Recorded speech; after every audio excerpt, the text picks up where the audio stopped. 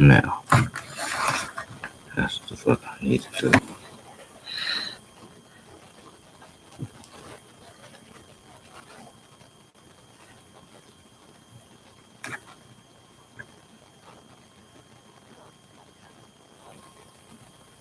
Oh, fuck. Turn this shit up. That's the way.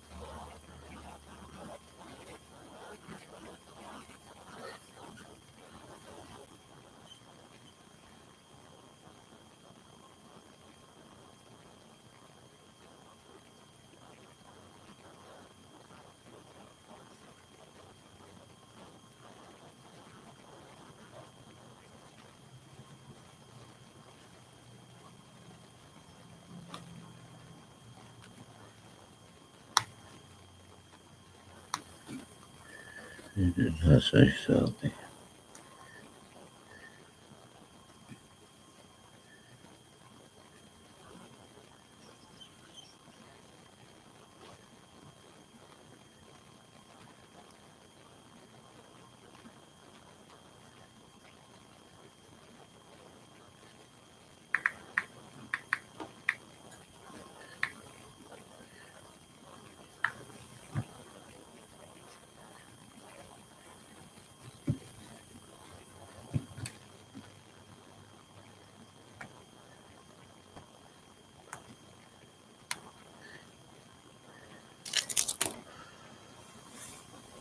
They will come with that bullshit.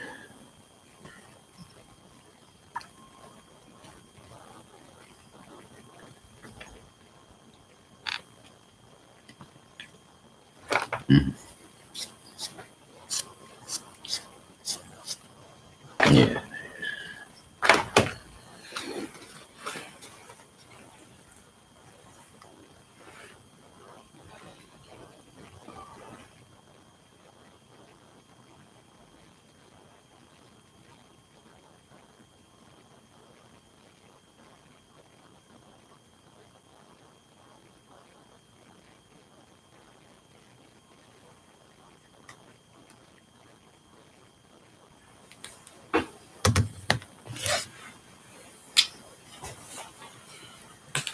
Oh, yeah. Yeah.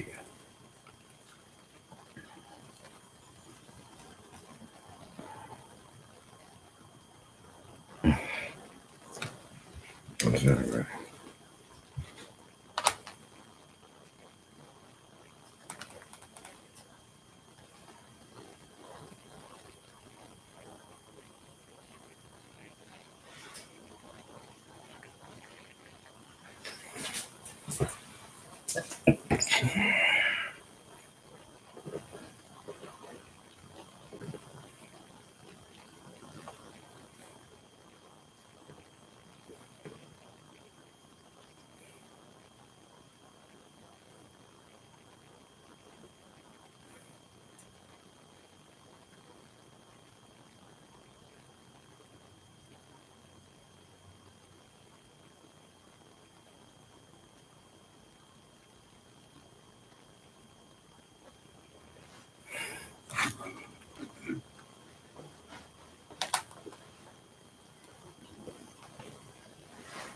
Okay.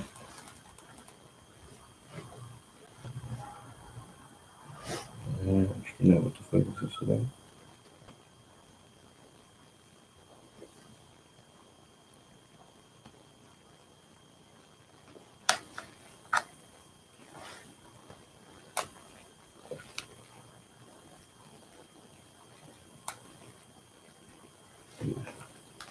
I killed an MC from the Jurassic 5 and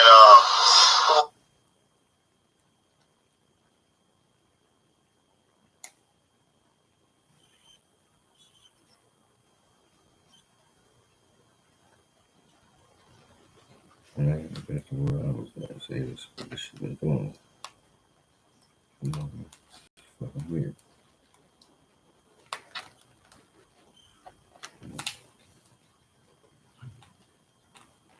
Okay, that's fucking that.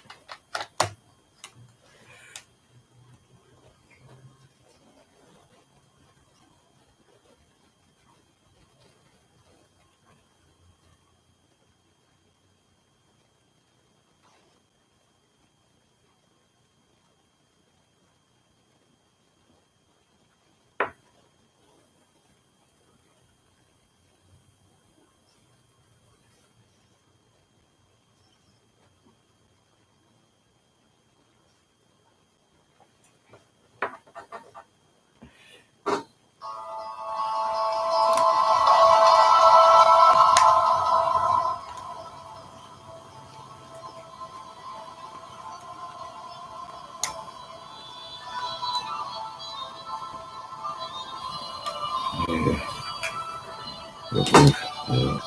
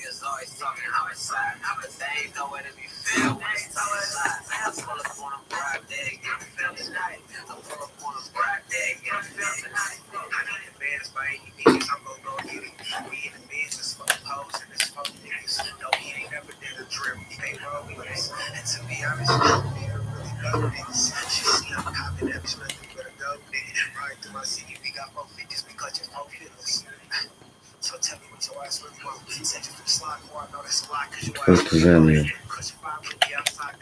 What the fuck play PlayStation? What does this mean? And then do that.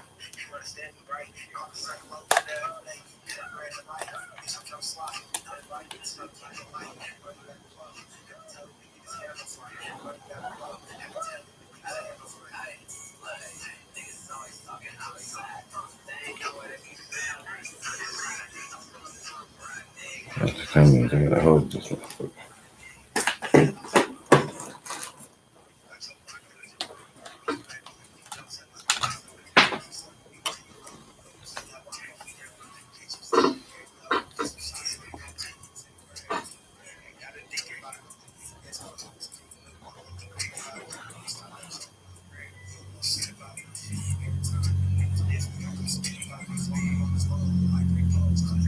Now that's way too loud right now though. Let's rework.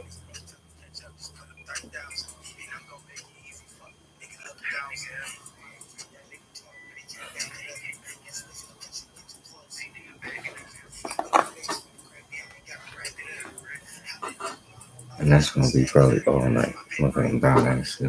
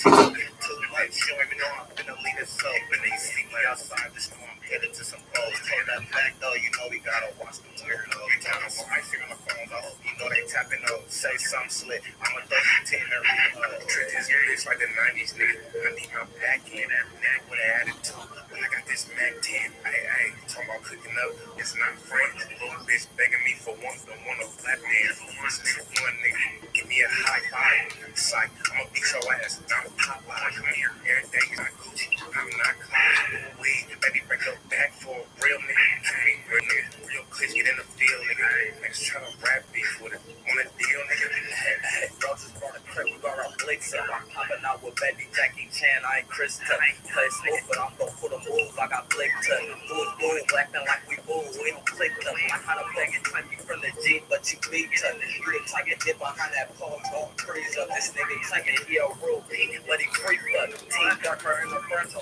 now it's team us.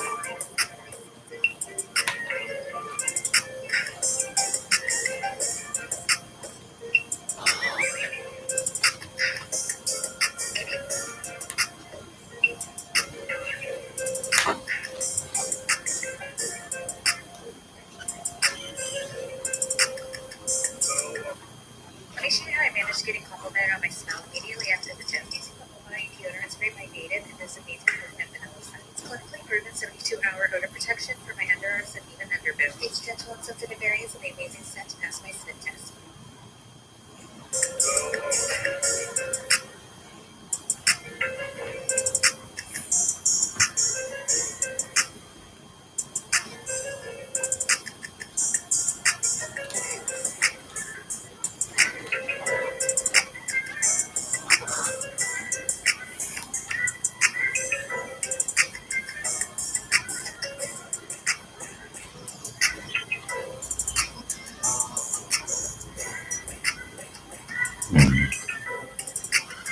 I've been feeling like I'm stuck in my words. I'm sipping juice, popping pills, nut checks. Thinking like fuck, could I live in this pain? We rapping now, we used to come up off the stage. Rapping now, blocks popping in, but shit, we got it popping now. The other homies ain't no shit, so let them copping out. No drive-bys, we gon' put it through or hopping out. And all that killing nigga shit is what you know. Hey, all the niggas on that side be on some dope shit. How you loving on that bitch when she let go? I been beating up that road, run to lovers. If you can't get that nigga, we gon' get close. Catch me first through the city like I'm like my kid. Yeah.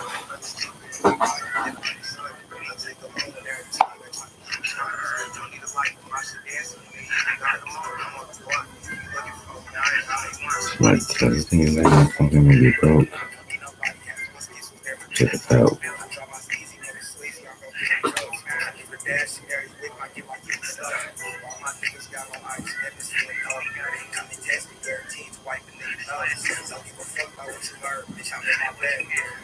Can't really play a game. I feel like they was some kind of weirdo shit, you know.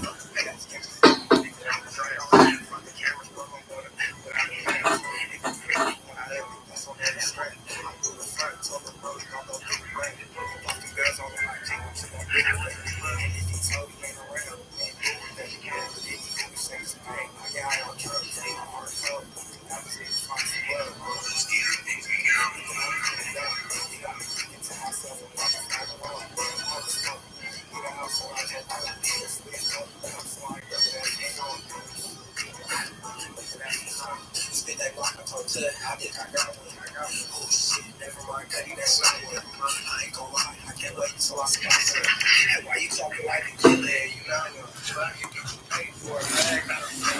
Never make a whole room sit like that. 3 cents. Lawyer pay right now. I just need a case.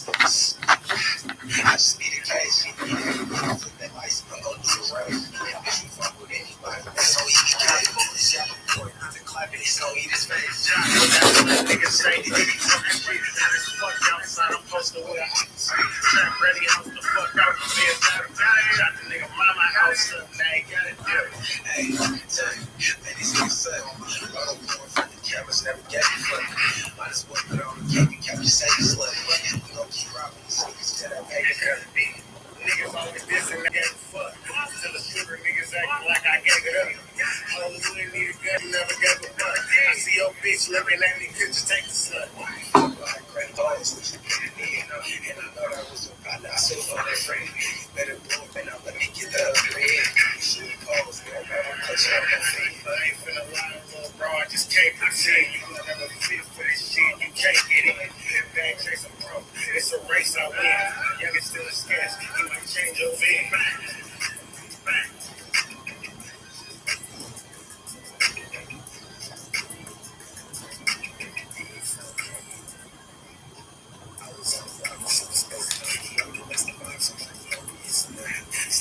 And I have to go to see shoots, not pharmacy, just look at the thing.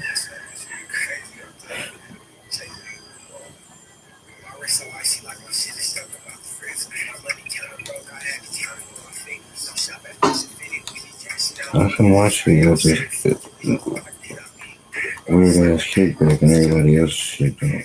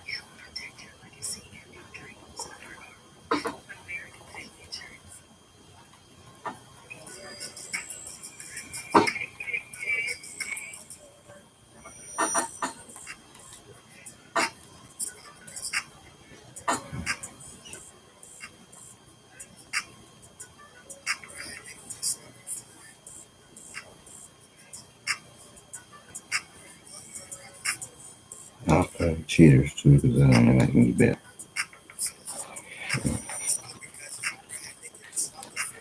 I was out shooting him in my face, just went straight down like this. So,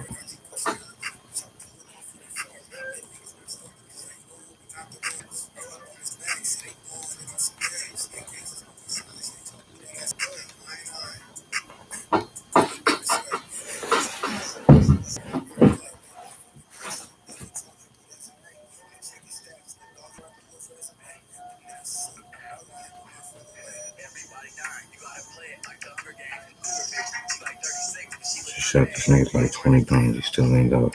No, you're dominating.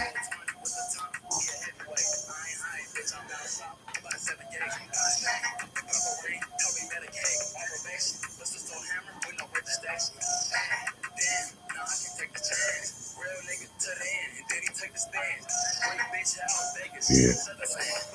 I got smoked, but he did though.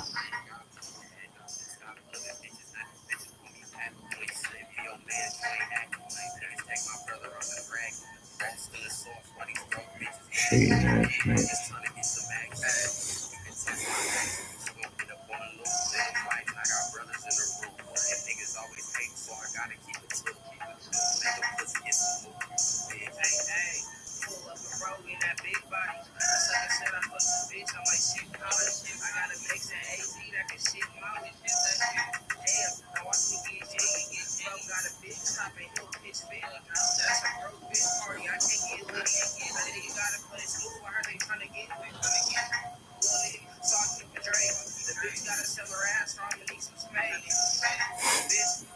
This nigga celebrating like he gonna finish with niggas is cheaters. Give me that.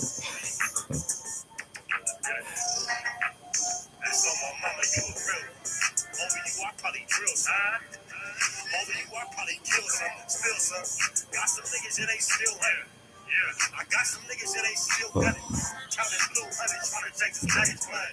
Niggas speaking on my name, but they said it died. They like telling niggas to the bitch when these niggas know. Don't talk to the garage, so niggas fun. To the bitch trying to get it done. Speaking on my neck, we gon' get you real. Got this money on my lap, it's like I'm on the real slow. Over you, I probably drill, son. Over you, I probably kill, son. Spill, son. Got some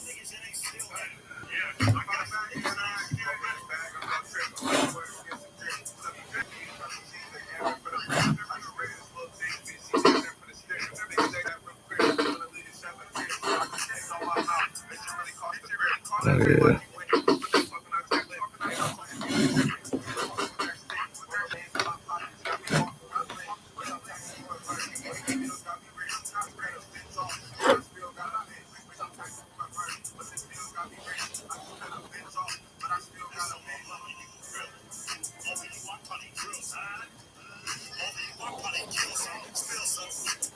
Mm-hmm. Yeah. Got you. Who next? Who's gonna get it? Okay.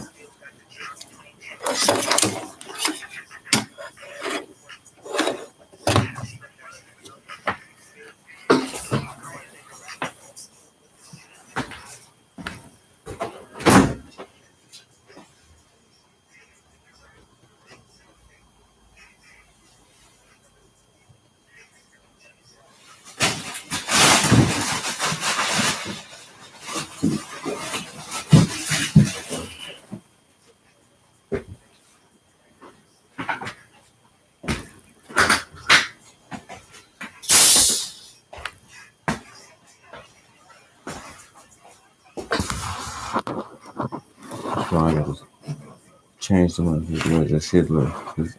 Whoever wants to be peaked.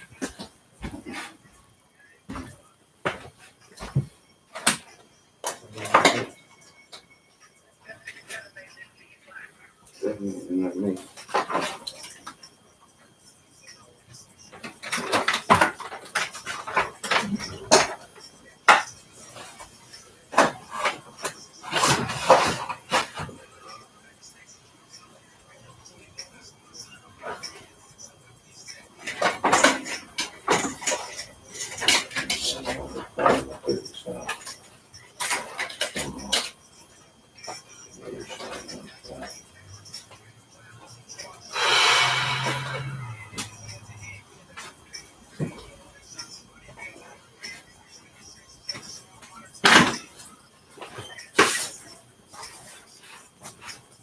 Damn.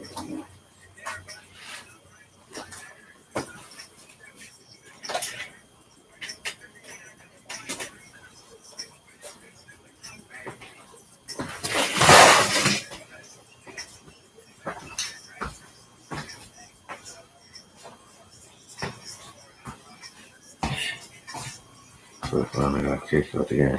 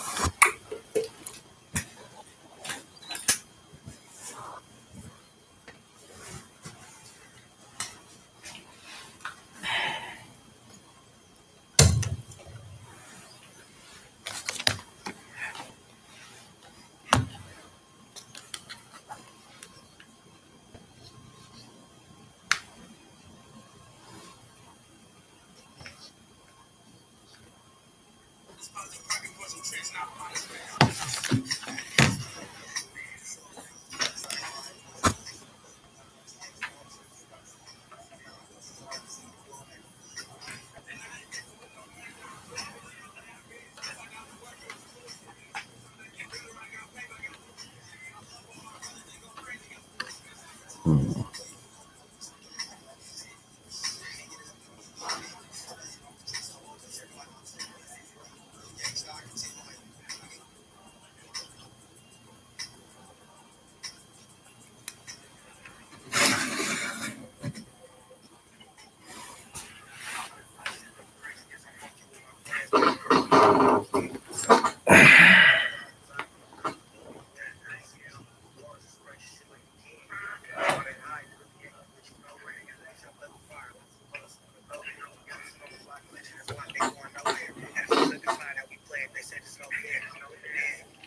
Somebody pick him up, was on the niggas' phones, they wasn't around, nobody picked him up. Nowadays they take all the gangsters and the bitches. Nowadays they only want guns to post pictures.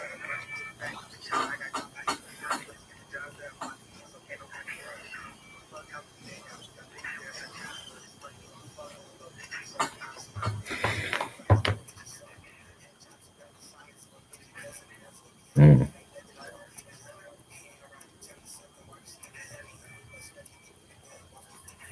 Not the headache. That's, oh man, that's oh.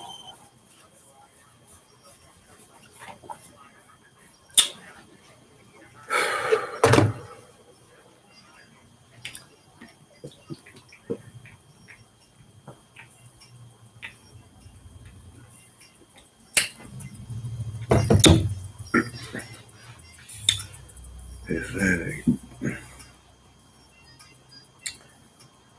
And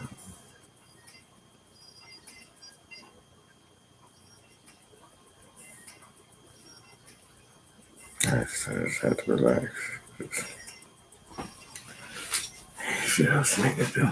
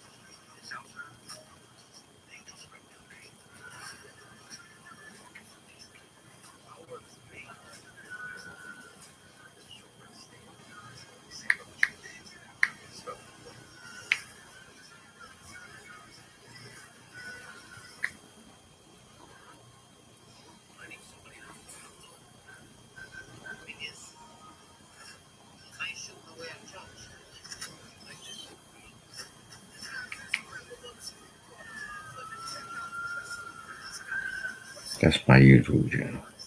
I'm live right now.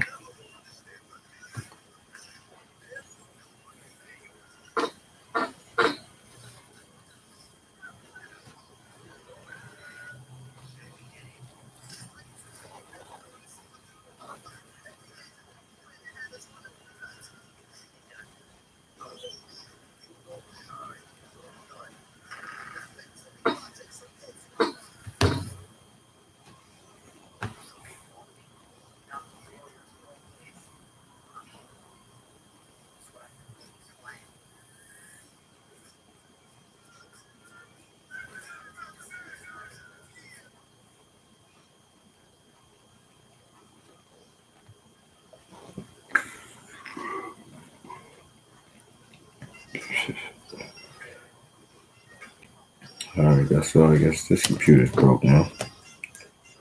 It's been working fine. No, it just ain't been.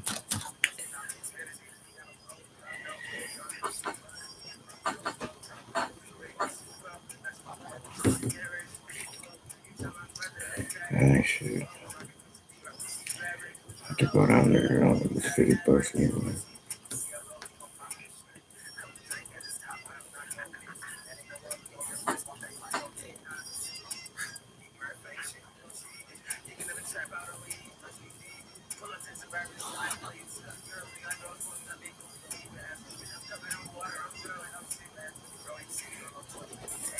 Alright, you back that motherfucker up and going.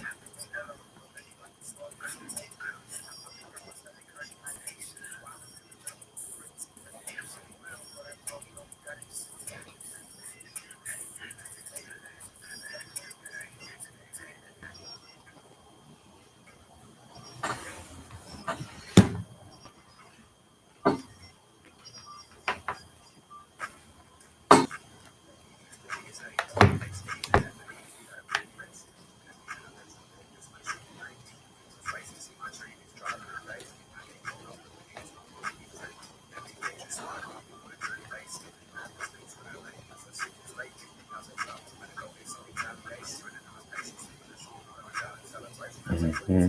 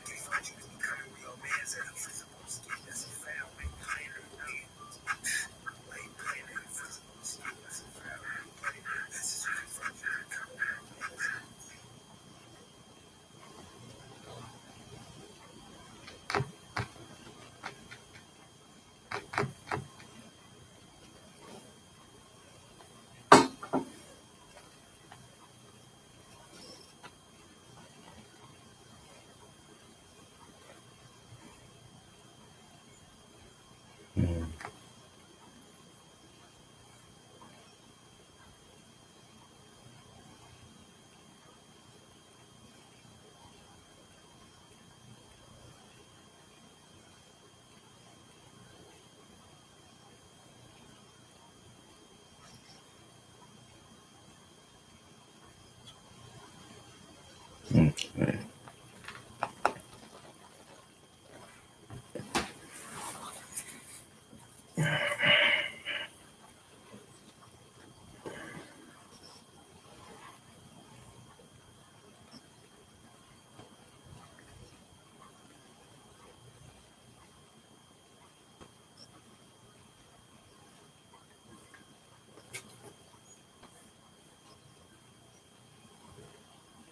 Mm-hmm.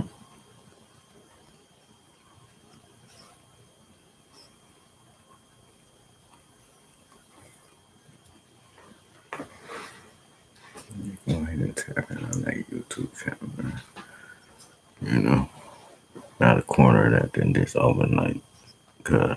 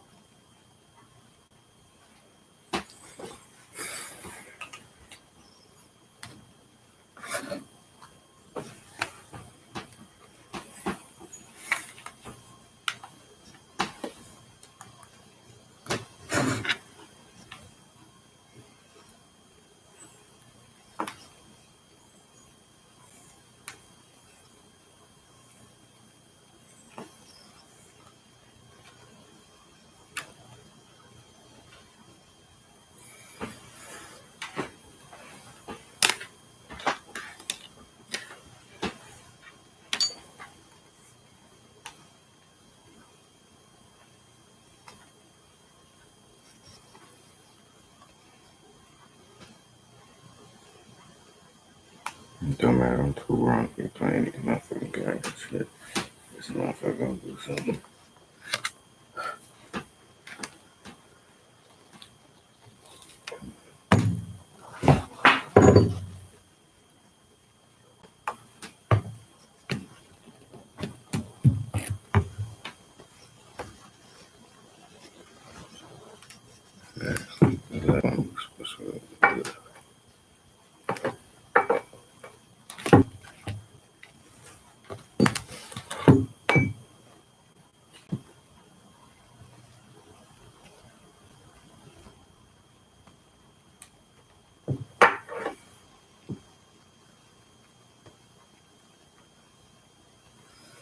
Yeah, because it was certain like to keep up with all that shit.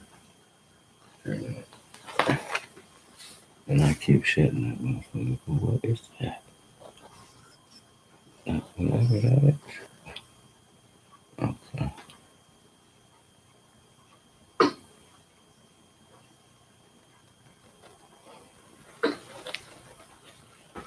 Nigga can't be normal.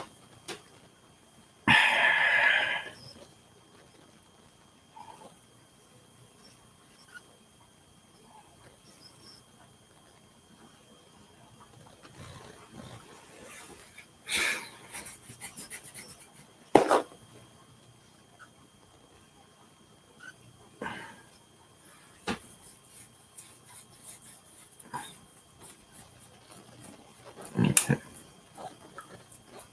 I think the smart thing to do would be go look at the YouTube. Because it's up there. And come back.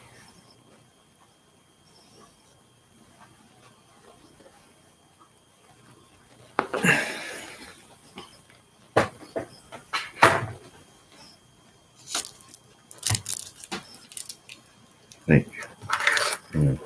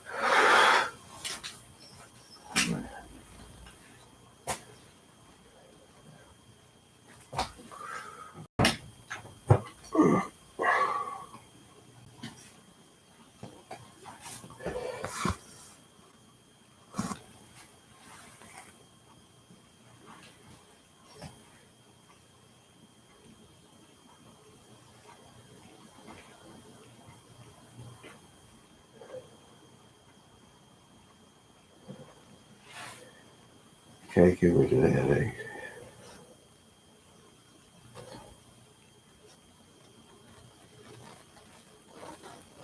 I'm not going to sleep.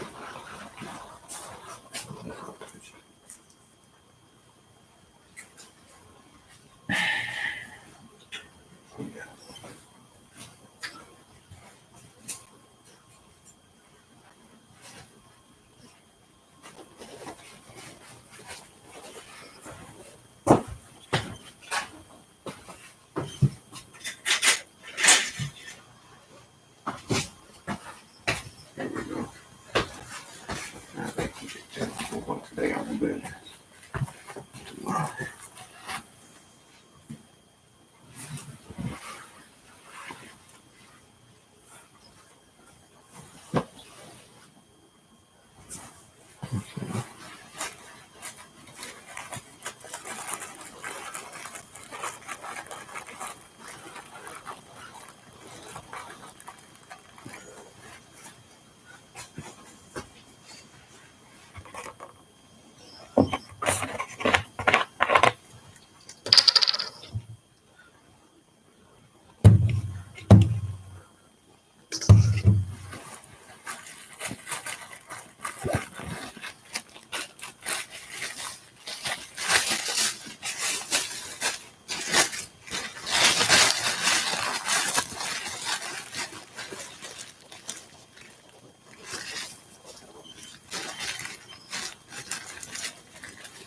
How's the way feel?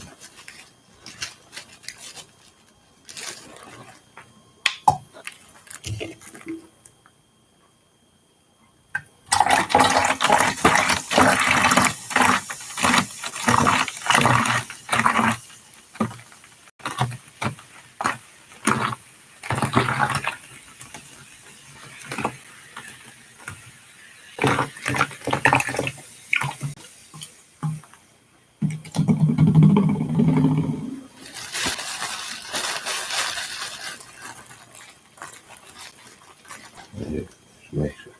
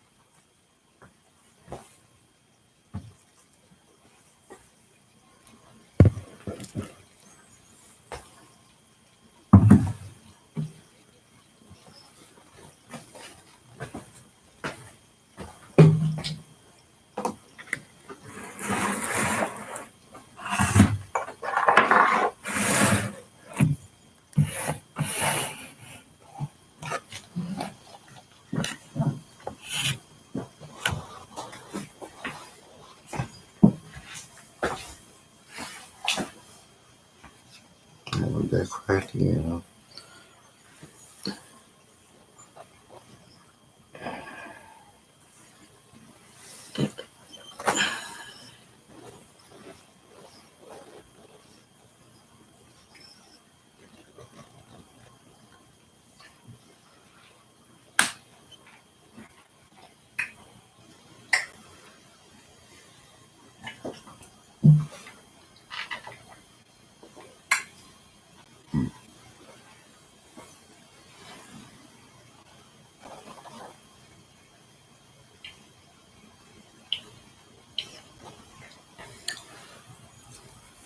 What happened? So what happened over here? Why did you do that? No, I just quit that one now. I'm gonna start another one. Maybe kiss my ass. A little bit. Go back. You know, we're gonna play the weight game because I got time today.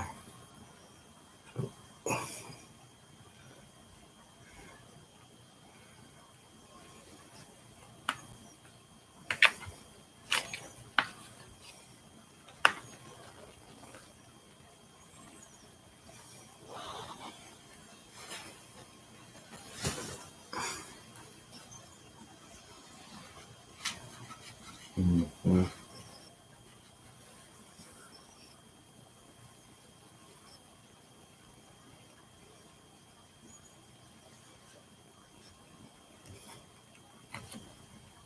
Mm-hmm. And I got all the time you need. So I don't have to back up off this pimping. That's it.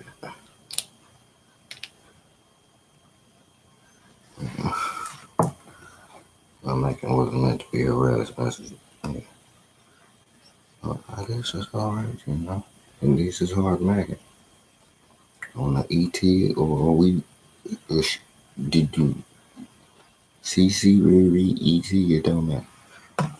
What the fuck? What you mean? I'm right here. Did I hear? Right. So, and why they just start me off with the like, with the BS?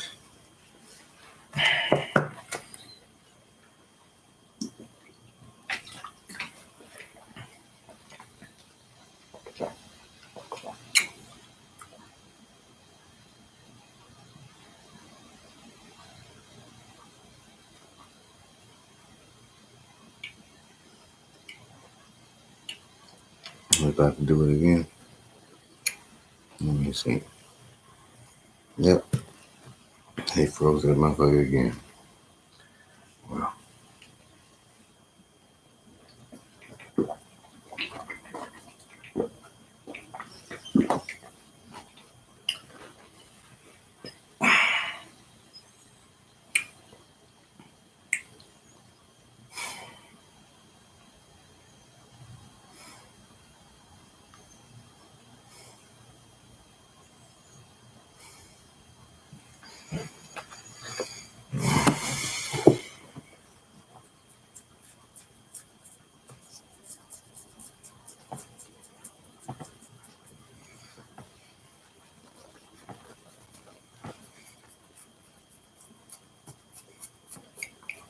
are we back now?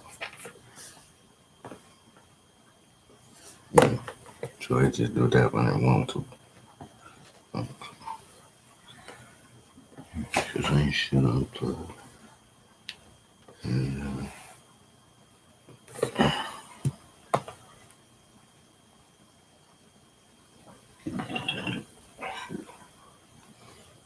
yeah.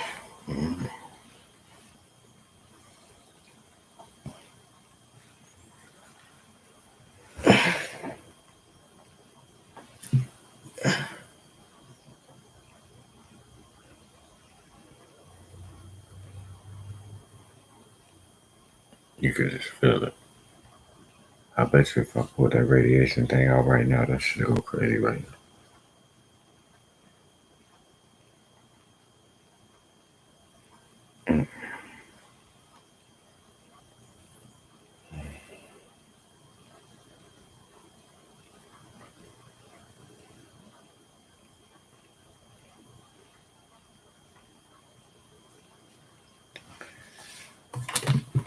Fuck 'em.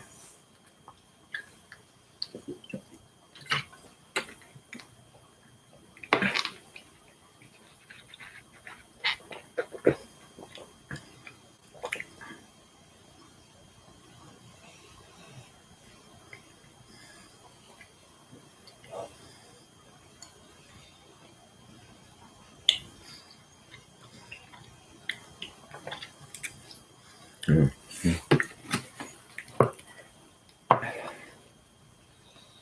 Can't beat their move.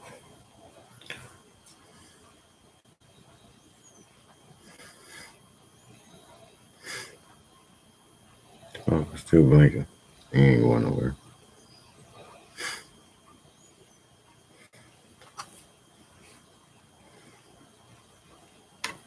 Mm-hmm. People out there hope get that.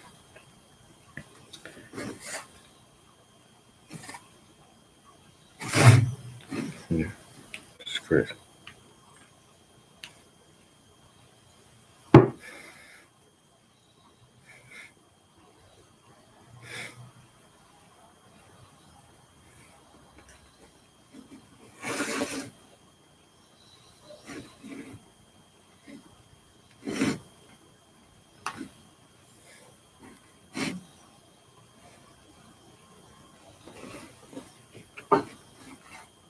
Mm-hmm.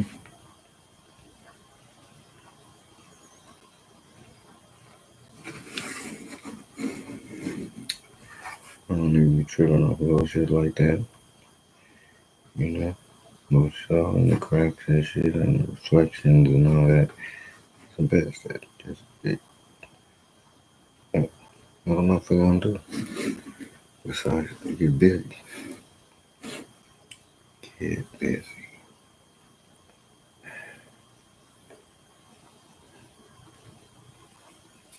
Mm-mm.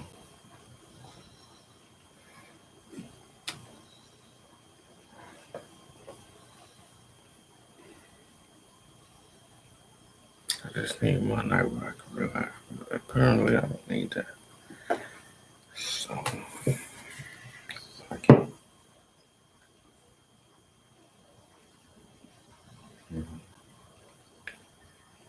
I will chill with you know, using my inside voice, chill with y'all. But if some crazy shit pop off, still none of y'all know.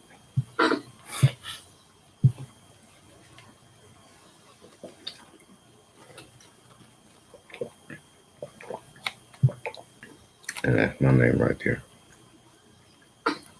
And I just seen some bright ass flash for whatever reason.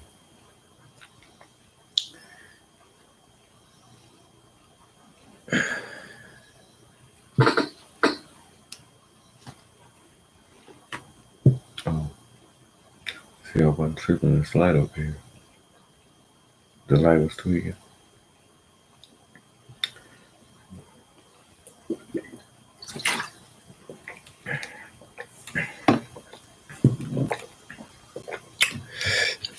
Yeah.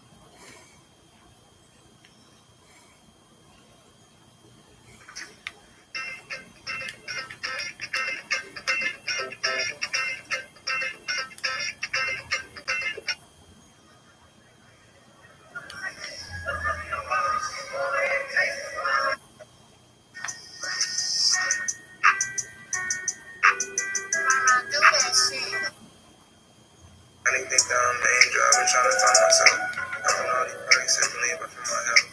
My brother died. I turned this bitch into a blood, bro. He busted me kills. My thugs at. Shit down her. I can't cut that. Brother fucking with sex. I can't trust that. She is hanging where the blood at. Baby, give me 10. That bitch blood at.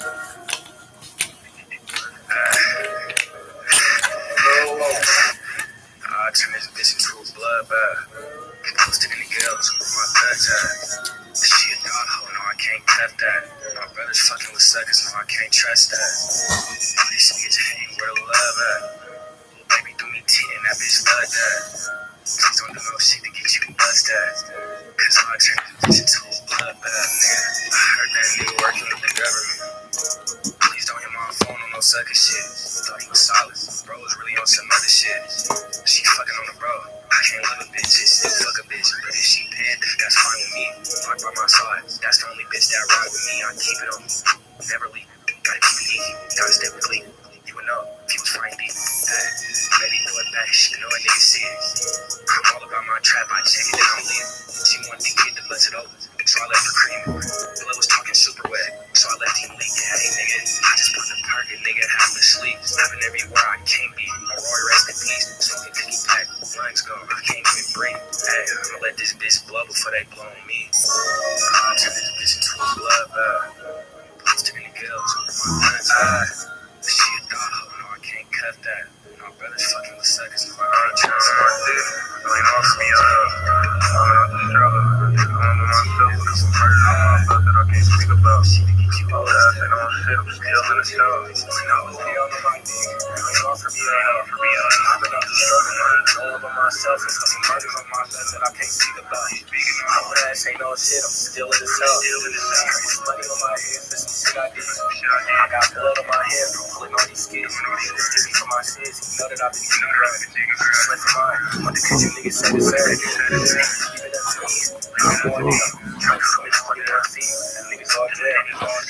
Smoking no smoke, I'm already dead. They try to shake these demons off, but I just can't ignore it. Give me a minute, fight yourself, some niggas see today. Free boy, it's been a minute since I've been there. I don't come around to get me, I've been paranoid. Real reaper in my dreams, so I just can't avoid it. When I die, I'm gonna let me a real name. My kids will never find out that I killed it. Somebody died, it made me cry. Somebody died about it. They got tools, we the only ones that fight about it. I'm working on us, I get emotional. All these juice worlds, they're finna overdose. All these girls in my body, I ain't thinking right. Got the drugs on the us, I'll be there by night. When I was down on my knee, you ain't offer me no help. I've been off the struggle, don't need no one but myself. A couple murders on my belt that I can't speak about. My ass ain't no shit, I'm still in the cell. Money on my head for some shit I did. I got blood on my hands from pulling all these kids. This to me for my sins, you know that I've been taking drugs. Slip mine, what the you niggas say the same. So the profile, let me name it on. That he knew with the demons and they couldn't afford. Shit in the corners of my week, trying to take a life. Know it's over niggas, we ain't plug him, I'ma take his pipe. That second shit out, blood when it's time to go. Flying too deep, fuck colors bouncing out the tube. And it's too fucking second niggas bouncing out the tube. Nigga acting shit, we drop him off the beach, try to shoot. I ain't going home, niggas, one throw a fit. Sliding in this under in the moon, trying to scope the niggas, niggas that he got me pipe for a bit. Me and Jimbo sliding, we beating up the rubber stick. You know what time it is, you don't just come to the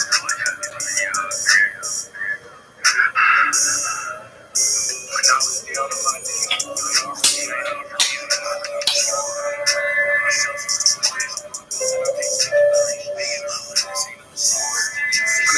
a lot of times I could've died, but it ain't happened. Don't let this rat shit fool you, we're still active. Cause you don't know, deep inside I wanna murder people. I know we made the same game, but that don't make us equal. To be honest, if you make me, I'll drench the homie.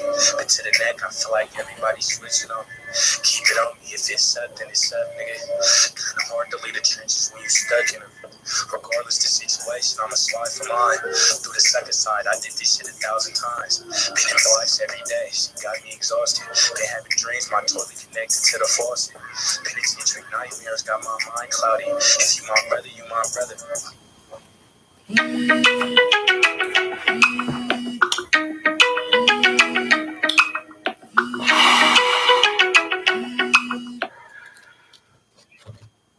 What's up, girl?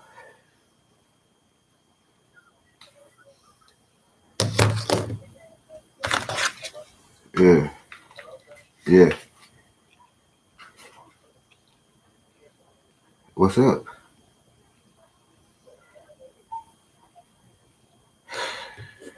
What's going on, bro? Yeah, I'm here.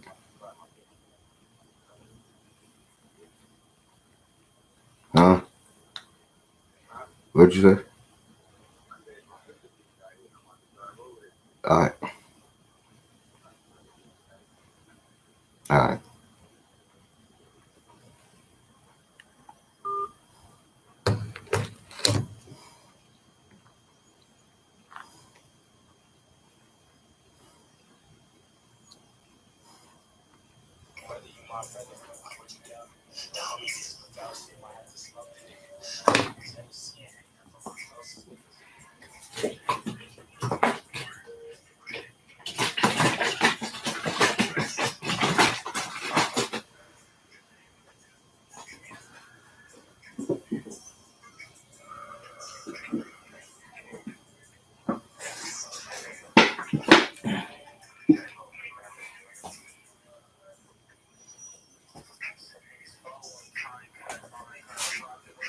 Bit of wine.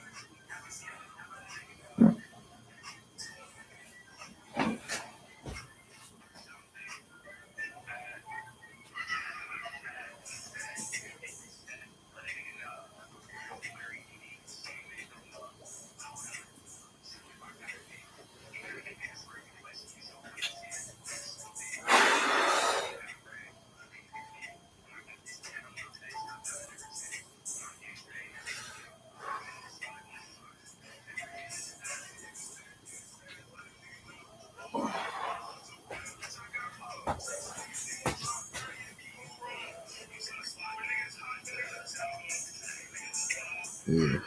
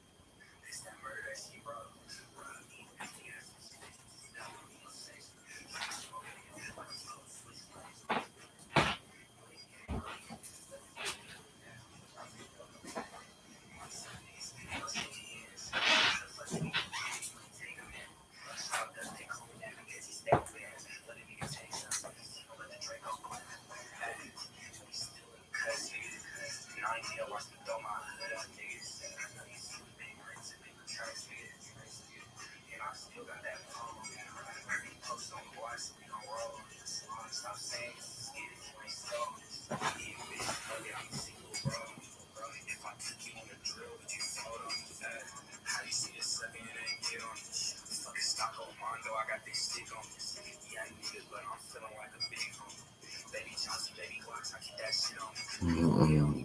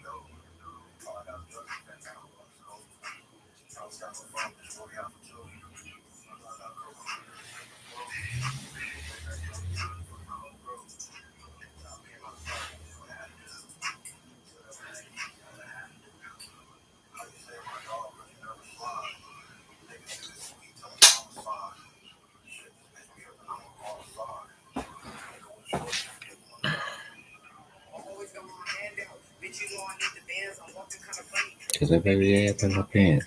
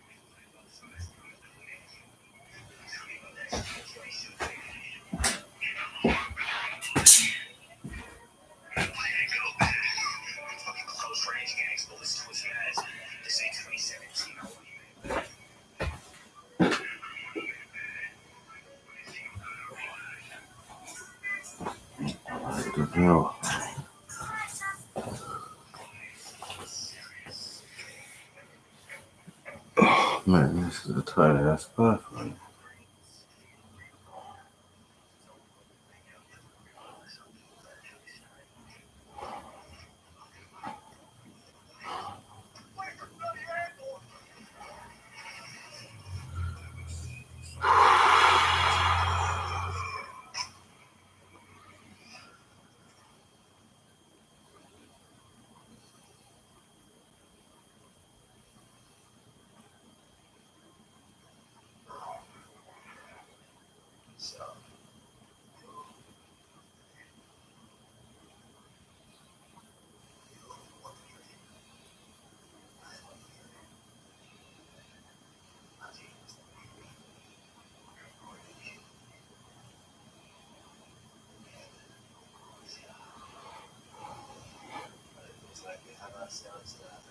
Mm.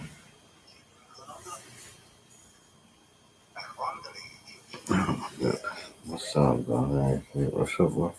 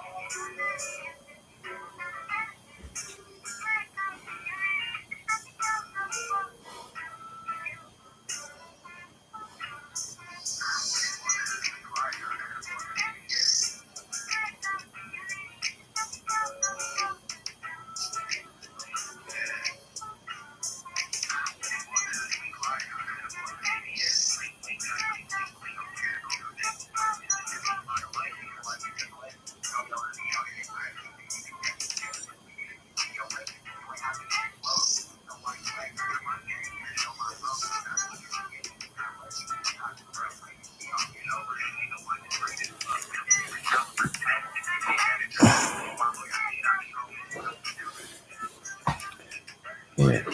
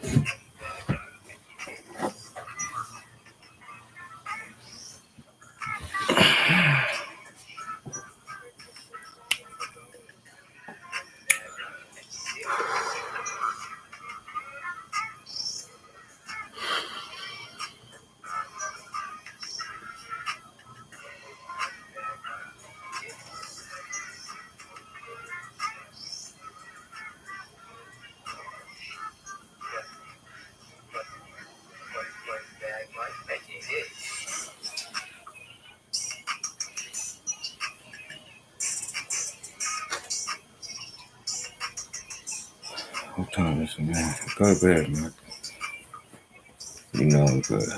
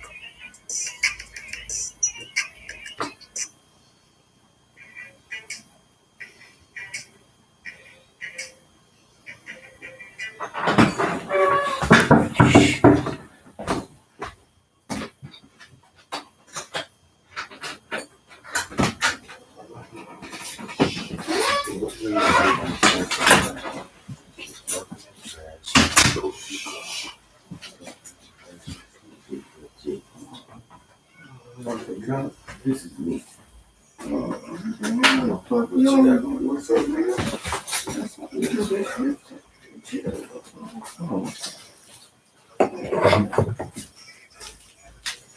You know what?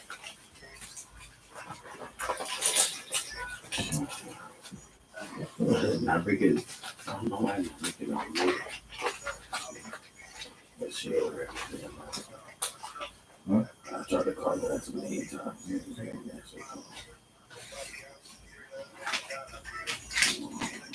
I'm irritated. This is my first one having my grass.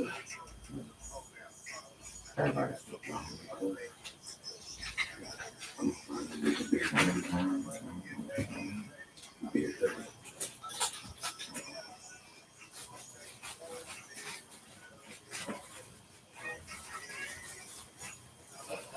I love you, boy.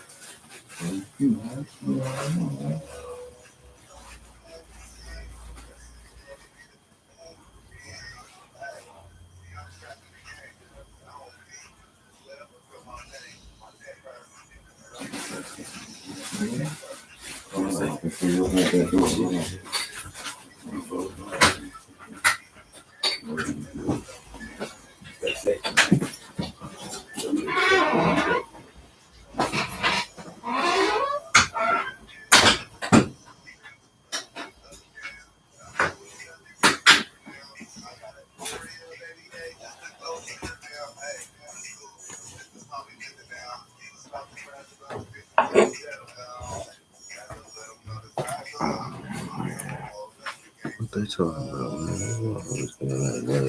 Here I go right here, boy. Sure.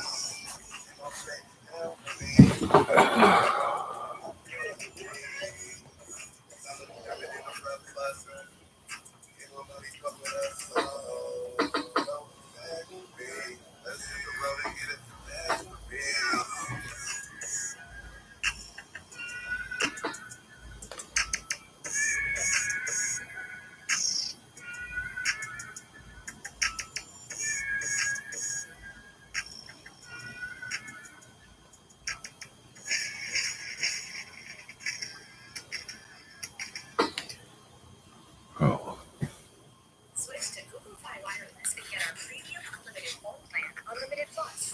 Keep your whole family connected with features like high-speed hotspot tethering and international data in 200 plus destinations. It even comes with 1 year of YouTube Premium on us, so you can enjoy your favorite videos and music ad-free. Plus, enjoy full connectivity for select smartwatches. Get 4 lines for $160 a month. Join Unlimited Plus from Google Fi Wireless. Switch today.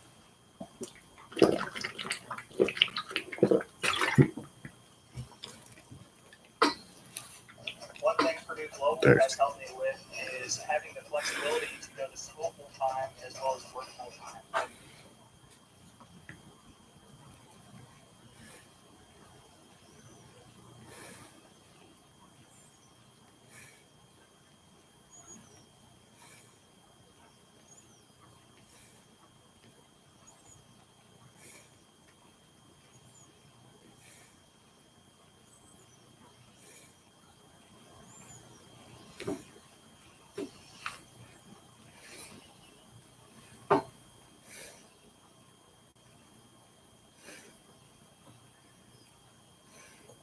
In the realm of spirituality, the concept of a spiritual attack is often shrouded in mystique and mystery. While it is a topic that transcends religious boundaries, it is essential to delve into its intricacies, especially concerning those who consider themselves the chosen ones of the universe. In this video, we will embark on a journey to understand the important signs of a spiritual attack, shedding light on the often subtle yet profound ways in which it manifests. It's a subject that requires discernment and vigilance, for the spiritual battlefield is one where the consequences can extend beyond the realm of the ethereal into our daily lives. You may have noticed that one of the most insidious signs of a spiritual attack is the gradual development of apathy towards spiritual matters. It's as if a heavy fog descends upon your once enthusiastic heart, causing you to lose interest in the very practices that used to fill you with joy and purpose. Whether it's the dwindling commitment to your daily spiritual practices, the waning enthusiasm for sharing the universe's wisdom and message, or the difficulty in sustaining your spiritual disciplines, these subtle shifts are indicative of a spiritual siege. In order to break your connection with the universe, the evil orchestrates this lethargic feeling purposefully. Like a cunning predator, it seeks to isolate its prey from the safety of its herd. Why? Because the malevolent forces recognize that once the universe is pushed to the periphery of your life, your soul becomes a more accessible target. They understand that a weakened bond with the universe leaves you vulnerable, like a ship adrift without its anchor. The evil's ultimate goal is to diminish your spiritual strength, for it knows that as a chosen one of the universe, your potential to bring about positive change in the world is boundless. Hence, vigilance is not just a virtue, it is your shield against this insidious tactic. Guard your relationship with the universe zealously, for it is the foundation upon which your spiritual fortitude is built. Have you ever found yourself in a situation where it seems as though life is conspiring to strip you of your resources?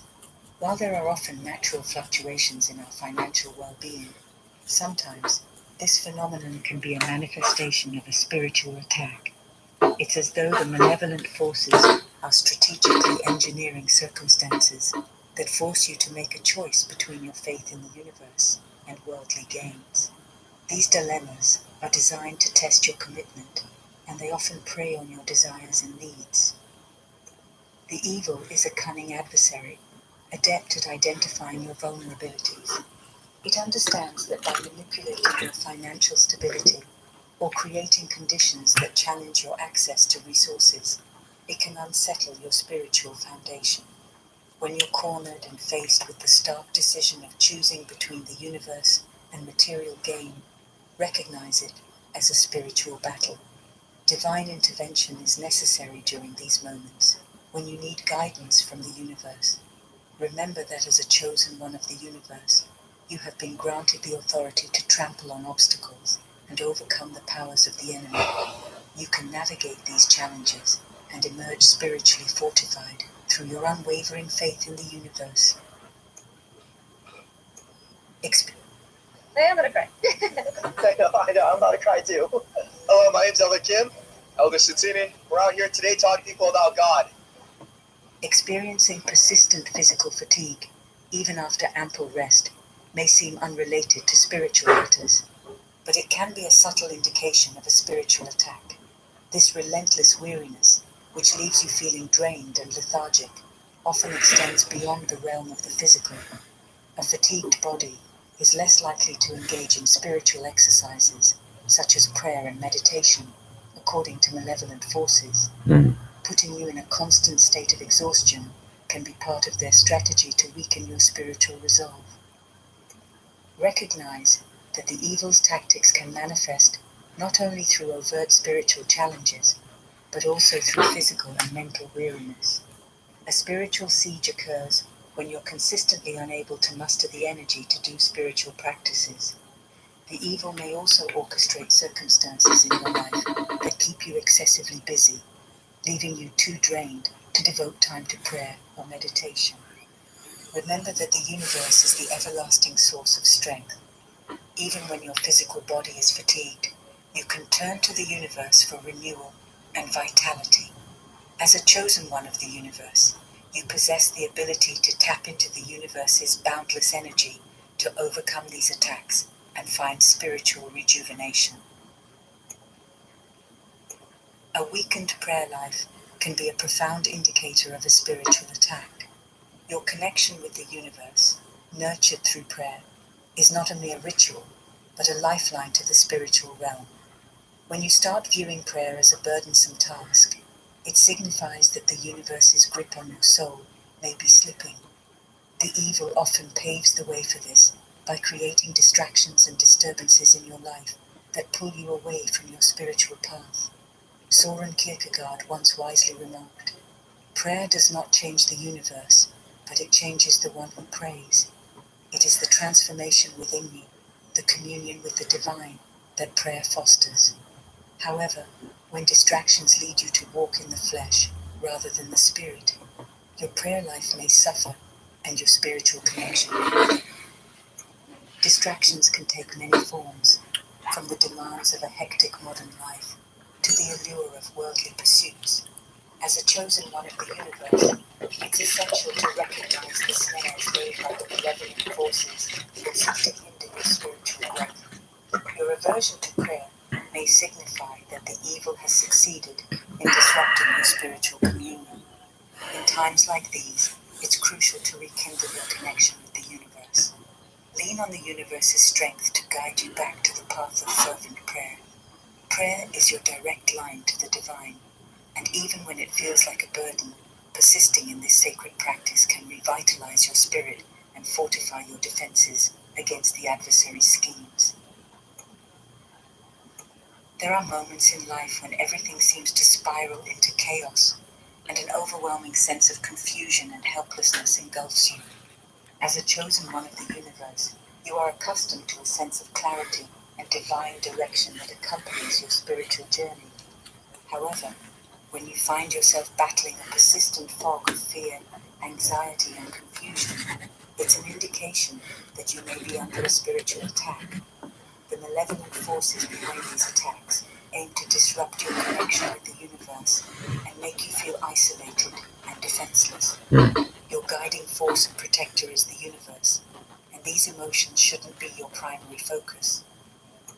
The evil often attempts to burden your heart with worries about the challenges and uncertainties in your life, diverting your attention from your spiritual path.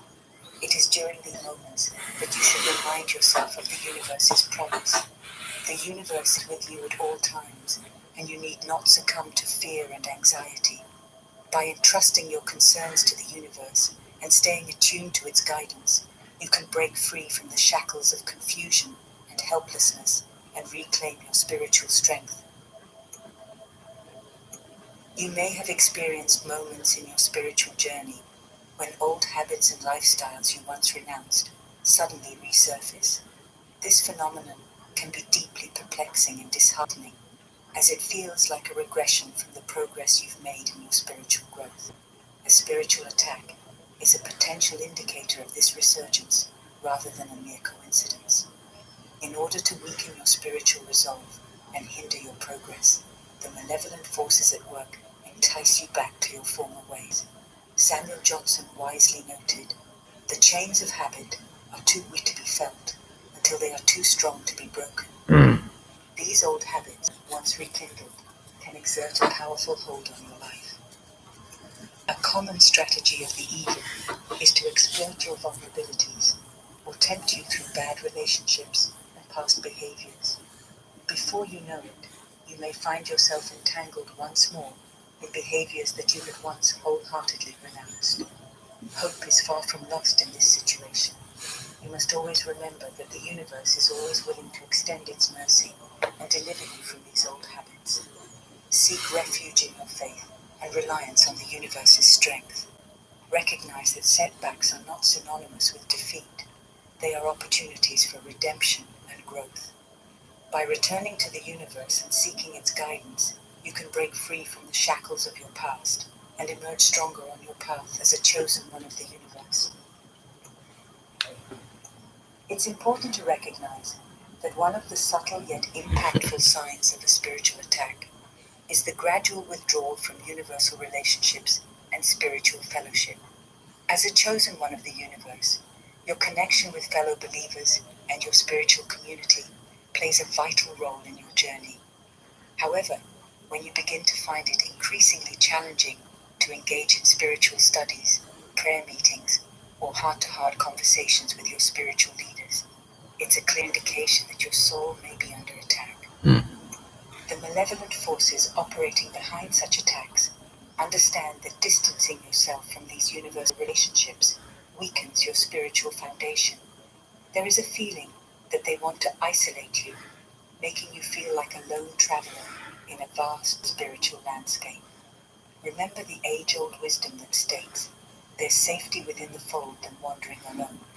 This internal urging to withdraw from your spiritual community is a potent sign that you should not overlook. Defending yourself against this spiritual attack requires staying vigilant and understanding that your unity with fellow believers is integral to your strength as chosen one. Seek solace and support within the embrace of your spiritual family, for together you can thwart the divisive tactics of the malevolent forces and rejuvenate your spiritual connection. As a chosen one of the universe, you may have experienced moments when your dreams and visions take on a disconcerting and unsettling character. Instead of being a source of divine guidance, they seem to be filled with ominous or disturbing imagery. It's essential to recognize that these unsettling dreams and visions can be indicative of a spiritual attack. Often, such attackers sow seeds of fear and confusion into your subconscious mind to disrupt your connection with the universe. They understand that by instigating fear and ungodliness in your dreams, they can push you further away from the protective embrace of the universe. Neville Goddard once said, "Assume the feeling of your wish fulfilled and observe the route that your attention follows." This wisdom emphasizes the power of your thoughts and feelings in shaping your reality. Similarly, when your dreams and visions are tainted with fear and darkness, they can lead you down a path of spiritual uncertainty.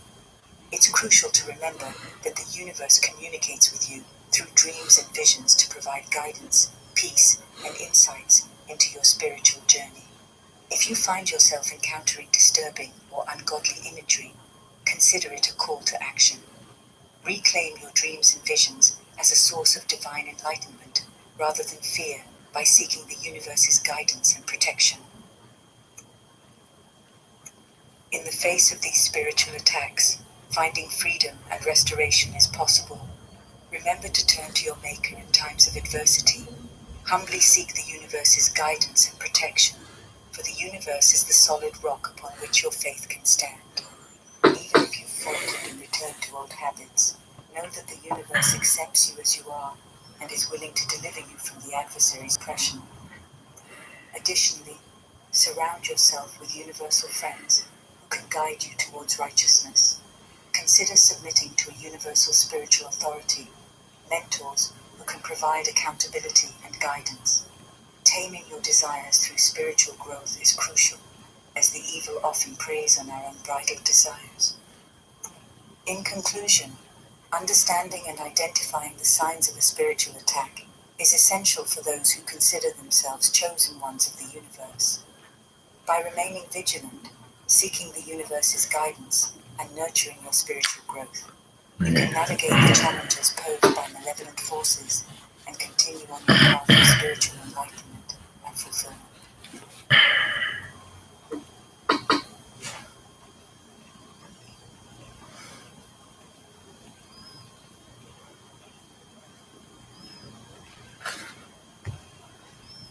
These are those rhombohedron crystals in your pineal gland. When those crystals become electrically activated, all of a sudden they start calling in. We often take for granted the fundamental role that numbers play in our lives. In modern times, we've been so busy in manipulating numbers for the sake of counting and calculating that many of us are unaware that they also contain a symbolic meaning. Numbers do not merely have a quantitative nature, but also a qualitative one. Several philosophers, alchemists, and mystics throughout history have associated religious or mystical ideas to numbers. Perhaps the most important of all is the 6th century BC philosopher and mathematician Pythagoras, who saw numbers as the arche, or fundamental underlying substance of reality. He thought that they had divine properties, and as such that they were tools for communicating with the Supreme Being. Thus, a proper understanding of numbers could lead to an understanding of the basic structural principle of the universe, a notion that influenced the field of sacred geometry, which studies the geometric patterns and forms present in the world, for they are considered sacred and are believed to convey a sense of harmony and order in the universe. Languages such as ancient Greek and Hebrew did not have the Arabic numerical system and used the letters from their alphabets as numbers. The ancient Greeks practiced isopsophy, in which the numerical values of the letters in a word or name are added together and then reduced to a single digit. Those that reduced to the same digit were compared and analyzed for deeper meaning. This goes back to the Pythagorean tradition. The Hebrews did the same thing through a practice called gematria, in which they assigned mystical meaning to words and names based on their numerical values, particularly in Kabbalah. In China, numbers are associated with the sounds they make when said out loud. Some numbers are believed to be auspicious or inauspicious. For example, 4 is related to death and 8 is related to wealth. Similar practices exist across the world, which reflects the human tendency to find symbolic meaning and patterns in numbers and language. Today, this practice is known as numerology, popularized in the early 20th century. Pythagoras is considered the father of numerology because of his interest in the mystical properties of numbers. The resurgence of this practice added a new layer, namely, using numbers to understand oneself, a practice that is prevalent in esoteric circles. Numbers in themselves possess psychological values and meanings, and from their combination, particularly of name and date of birth, the characterological pattern is interpreted. Thus, numerologists, astrologists, and psychologists all have their unique approaches, but their goal is fundamentally the same, which is the age-old maxim, know thyself. The Swiss psychiatrist and psychologist Carl Jung stated that mathematics ruined the experience of school for him. Given this distaste, one might expect that Jung would have ignored or dismissed numbers and anything linked to the subject, but not so. Jung had a long fascination for numbers and came to see them as archetypes, instinctual patterns of behavior of mankind. He was interested in what the collective unconscious had expressed from time immemorial about each natural number. In his study of alchemy, Jung noticed that many authors associated mystical ideas to numbers. This, he believed, were the first attempts to outline the total order of the collective unconscious as the sum of the archetypes. Numbers have existed from eternity, predating humanity itself, and is carried in the heritage of animals and insects, which although they may not possess the same level of abstract mathematical understanding as humans, they often use basic numerical skills for survival, navigation, and communication. Thus, numbers seem to be the simplest and most elementary of all archetypes, being the very matrix of all others, and consequently, they are primordial images which reach farther into the depths of the unconscious than any other archetype. Jung defines number as the archetype of order which has become conscious. Number helps more than anything else to bring order into the chaos of appearances. That they are archetypes emerges from the psychological fact that natural numbers, given the chance, amplify themselves immediately and freely through mythological and symbolic statements. For some reason, we intuitively feel that some numbers, like 7, make us feel good, while others, like 13, terrify us. It is as if numbers were linking our soul to that which is beyond ourselves. Even numbers are appealing as they create symmetry. Odd numbers, oddly, cause interest. While we consciously use numbers quantitatively, the unconscious uses numbers qualitatively. Dreams speak the language of nature, which is expressed in symbols. Although numbers can appear in dreams explicitly, it is more frequent that they appear implicitly. Instead of dreaming of a specific number, you might dream, for example, of being on the second floor of a building, inside a room with 3 people, or in a circular garden, etc. Paying attention to these small details can allow one to further amplify the meaning of dreams and better understand their contents. From decades of work with patients, you came to see that numbers play an exceedingly important role in dreams, for they are frequent images used by the psyche for expressing the coming to consciousness of the self, the total personality of an individual, which includes one's conscious and unconscious contents. The self is the archetype of wholeness, or what Jung calls a God image. Numbers are the structural characteristics of the self symbol, and as such are crucial for individuation, the lifelong path towards psychic wholeness. It is not a linear process, but rather a circular one, which works through a circumambulation, circling around, of the self. It is generally believed that numbers were invented by man, and are therefore nothing but concepts of quantities, containing nothing that was not previously put into them by the human intellect. But for Jung, it is equally possible that numbers were found or discovered. In that case, they are not only concepts, but something more, autonomous entities which not only contain quantities, but also certain qualities. Numbers have life. They are not just symbols on paper. As archetypes, numbers have the quality of being pre-existent to consciousness, and hence of conditioning it, rather than being conditioned by it. They are discovered, inasmuch as one cannot know of their unconscious autonomous existence, and they are invented or devised, insofar as they are brought into human consciousness, with their presence being inferred from similar representational structures. People don't have ideas. Ideas have people. Human Supercharge your business with the all-new Shopify point of sale, the all-in-one POS solution built on the Jung writes, whole numbers possess that characteristic of the cycloid archetype in classical form, namely, that they are as much inside as outside. Thus, one can never make out whether they have been devised or discovered. As numbers they are inside, and as quantity they are outside. I therefore believe that from the psychological point of view at least, the sought-after borderland between physics and psychology lies in the secret of the number, hence the saying, fittingly enough, that man made mathematics, but God made the whole numbers.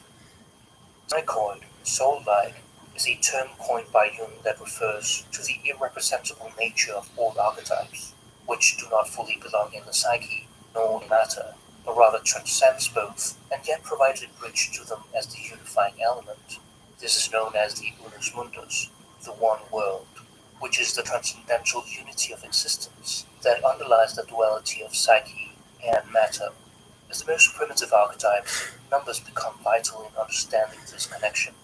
Numbers belong to both worlds, the real and the imaginary, the world of matter and psyche.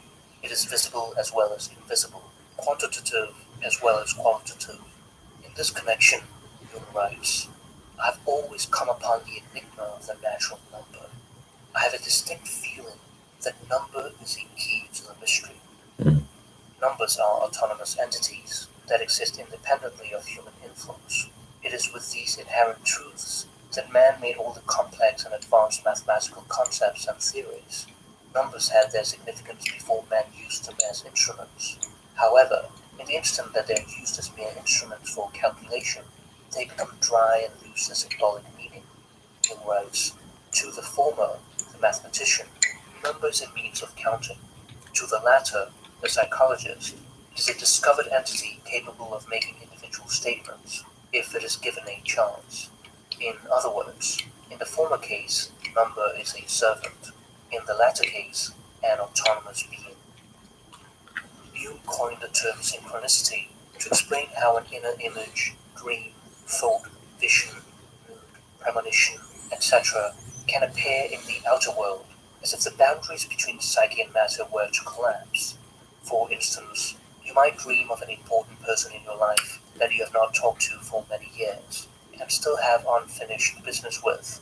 Then you wake up to find a call from an unknown number, which you later find out is from that person, who could have appeared in subsequent dreams, but instead appeared in reality. That is a synchronicity.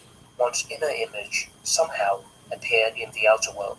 Synchronicity is not based on causality, but rather on a meaningful correspondence of events. Synchronicity can also appear directly in the outside world, through seeing a particular number or set of numbers appearing in your life over and over, as if there is a message being sent to you. The number 1111 is a common series of numbers people see. You might also find multiples of 11, like 22, 333, 444, etc. These repeating digit numbers are referred to as angel numbers. There's something peculiar about numbers that seem to be related to synchronicity, as both share numinosity and mystery as their common characteristics. However, whereas the properties of natural numbers have existed from eternity, synchronistic events are acts of creation in time. That is to say, they appear to be linked up with an individual's inner development, and is in some way dependent on it. Hume calls synchronicity the parapsychological equivalent of the unus mundus. As Jung grew older, he became increasingly interested in understanding how each number has an individual personality, and wanted to take a further step into the realization of the unity of psyche and matter through research into the archetypes of natural numbers, especially the first four, which occur with the greatest frequency and have the widest incidence. Jung began writing notes on the first five natural numbers. 2 years before his death, however, he was too old to continue this project, and handed his notes over to one of his closest colleagues, Marie-Louise von Franz. After Jung's death, she was devastated and felt that she couldn't continue this project anymore, but her conscience would not let her rest, so she eventually picked up the topic and wrote her book, Number and Time: Reflections Leading Toward a Unification of Depth Psychology and Physics, a notoriously difficult work which von Franz herself called unreadable. Despite its difficulty, it is a major elucidation and elaboration of Jung's work. Von Franz delves into the archetypal and symbolic meanings associated with the numbers 1 to 4. She postulates that representations of this quaternio of archetypes provides the dynamical patterns which underlie all processes of perception and symbol formation in the psyche, and account for the structure and transformation of matter and energy in the physical world.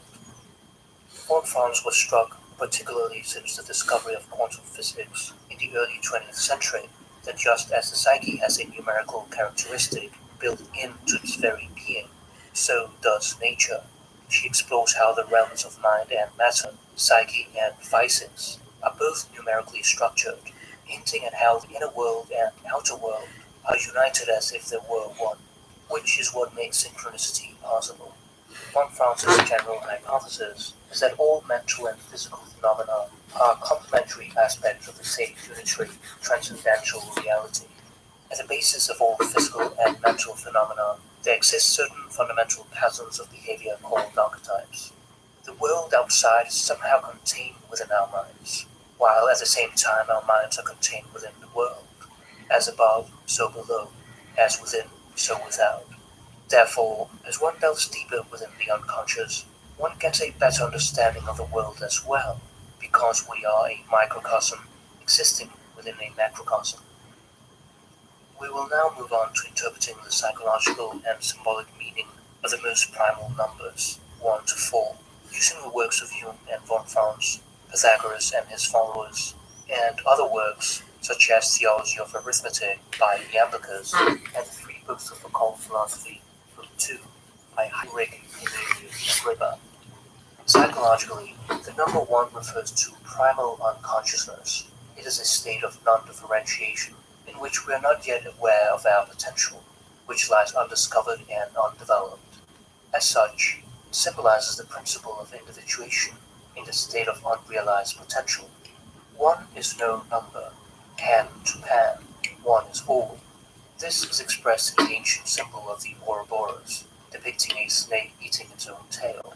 Jung writes, 1 as the first numeral is unity, but it is also the unity, the one, all oneness, individuality and non-duality, not a numeral, but a philosophical concept, an archetype and attribute of God, the monad. It is not surprising that the number 1, or monad, is generally treated as a symbol of unity and the origin of all things. The Pythagoreans used the circle dot to symbolize the monad, an infinite circle whose center is everywhere and circumference nowhere, a symbol of the unus mundus. One of the suggested origins of the word religion comes from the Latin religare, to bind again. The task is to reunite our fragmented dual nature with the one. Likewise, the word yoga comes from the ancient Sanskrit word yuj, yog or union.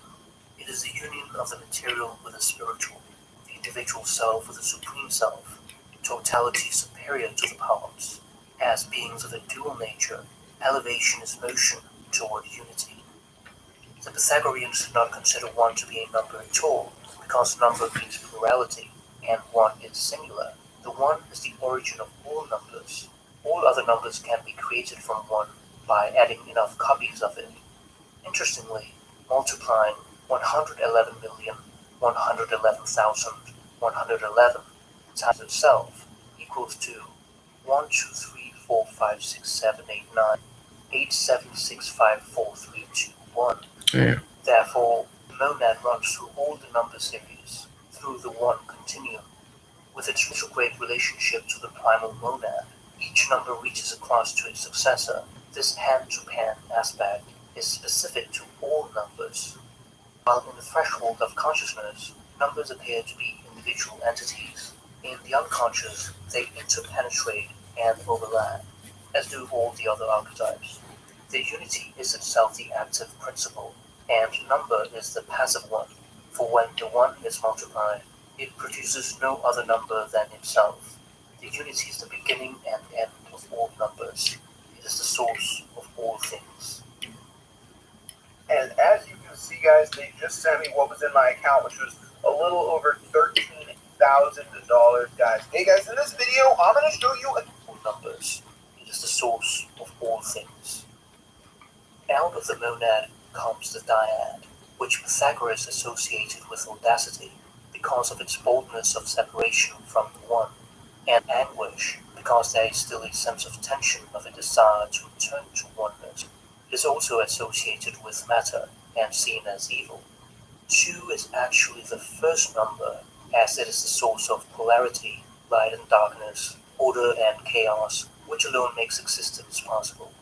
In the book of Genesis, God praised all the 7 days of creation, stating that it was good, except the second day, the origin of division in creation. The alchemist Gerhard Dorn says that the number 2 belonged to Eve. For this reason, the devil first tempted her. A secret relationship thus arose between the number 2, the devil, and woman. This devilish principle of duality sought to build a creation in opposition to God. Thus it is the number of discord, confusion, and misfortune. It is also, however, the number of charity, marriage, mutual love, and society. As it is said by the Lord, 2 shall be one flesh. It is better that 2 be together than one. For if one shall fall, he shall be supported by the other. Since antiquity, both in the West and the East, even numbers have been regarded as feminine, and odd numbers as masculine. It is also present in alphabet. 2 is the first even number, and also the female principle. In practically all cultures and religions of the world, 2 identical figures or divine figures are found, acting as the guardians of the entrance to the beyond. In psychological terms, the collective unconscious. For example, in Hindu mythology, Jaya and Vijaya are 2 gatekeepers of the infernal tradition, known as Vaikuntha, the place of eternal bliss. In Egyptian mythology, the deity Aka appears as a pair of twin lions, running the sunset to gain God, and the Lamasu is Syrian protecting deities, depicted as winged bulls or lions with human heads, that were placed at the entrance to palace.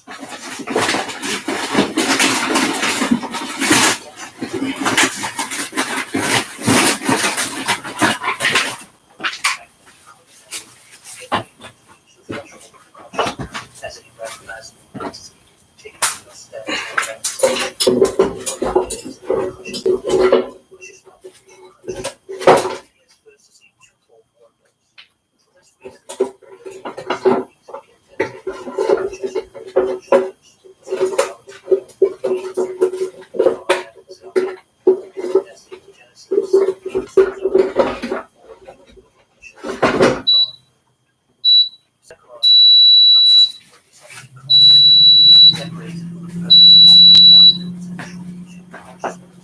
The unconscious is a compensatory role insofar as it compensates alongside itself of one's conscious attitude.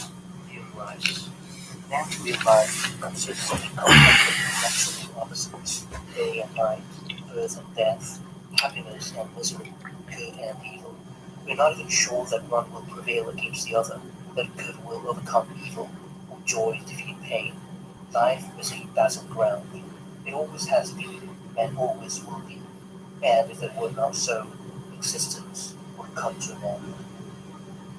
Every human being is born in a paradisical state, in original wholeness, whereby the infant is completely submerged in the unconscious without a developed ego. This is the state of non-differentiation, where one naively participates in one's surroundings in a state of uncritical non-consciousness, submitting to things as they are. The infant's individuality is in complete identification with the mother, who provides protection, comfort, and nourishment. As the infant grows up and adapts to the world, he develops an ego, a sense of I, which slowly emerges out of the self and thus begins the disintegration process necessary for selfhood. This natural process is described in the Garden of Eden myth, the eating of the forbidden fruit. Another version is the Prometheus myth, described by the Greek epic poet Hesiod. Prometheus is mischief and Zeus, who decides to hide fire from humans. Prometheus takes the fire back and gives it to mankind. This enrages Zeus, and Prometheus is punished. Zeus sends the first woman to live with man, Pandora, literally all gifts, who carries a jar with her from which were released sorrow, disease, and death. Only one thing was left behind, hope, outlining the end of the Golden Age. Plato describes our five Really? systems as mortal souls No, they just going in my shit. before souls descend into the body of the drinking from the river of Yeah, go ahead. We innately know and come from goals, but we come to forget what we want to do. Thus we spend our lives in search of that which will enable us to remember all that we want to do. A similar idea is found in the cycle of birth, death, and rebirth, known as samsara. The process involves the forgetting of past lives and experiences with each new incarnation. The goal is to break free from the cycle through uniting with nirvana. In short, we are all integrated, we disintegrate, and we have to reintegrate. The task of life is to be born again, but on a high level of consciousness. This is the third element of all self-realization. The primary relationship in all our lives is that of the relationship between ego and self, what Jungian analyst Eric Neumann has called the ego-self-axis, further elaborated by Jungian analysts Edward Henningberg and Michael Fulton. The ego cannot exist without the support of the self, and the self needs the ego to realize it. They are necessarily connected, and together provide a vital link to human consciousness. The ego is like the boat which carries you in the vast ocean of the unconscious. Without it, one would stand no chance against the immoral unconscious forces, which are expressions of nature. They are not as concerned as we are with human values and ethics, but belong to a realm closer to the instincts, which involves the images of the archetypes. Generally speaking, the priority of the first half of life consists in building the creation of relationships, separation, ego self-separation, and in the second half of life, one turns towards inner life, creates meditation, contemplation, etc., ego self-union. However, this may be in reversible communication, as the process of alteration between ego self-separation and ego self-union is not a linear process, but seems to occur in a circular process through life, both in childhood and in maturity. This connection, which provides life vitality, may be severed through childhood trauma, or if one spends one's life focused solely on ego consciousness. But how are our conflicts in life resolved? Jung writes, every tension of opposites culminates in release, out of which comes the third. In third, the tension is resolved, and the lost unity is restored.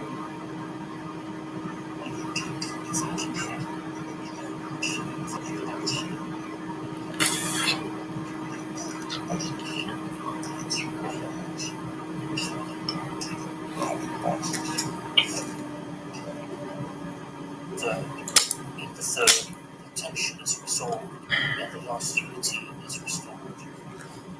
Out of one comes two, but from the pairing of these two comes the third. This third element, or triad, is what Jung calls the transcendent function, which arises from the union of conscious and unconscious contents. If we can endure the conflict,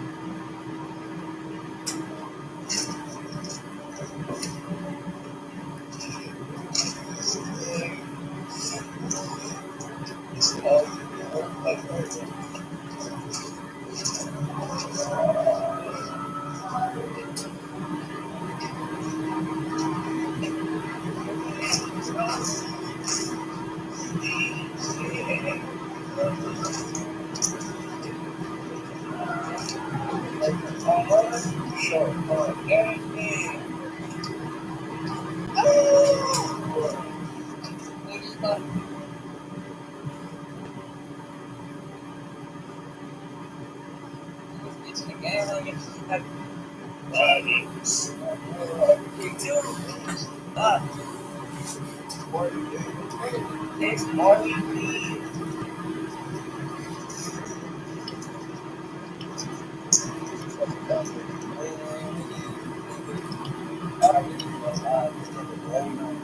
playing.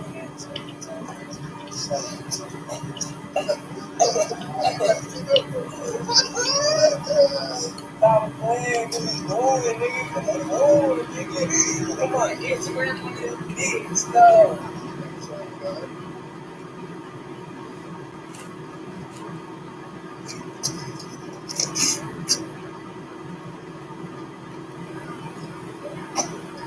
Oh, they talking shit about my nigga. Man, this what shit we love it though. Nigga. Cornball, you cornball ass nigga, shut up. You know this? Niggas. True. Yeah. You got to about it? Oh. You got that right? I'm not right.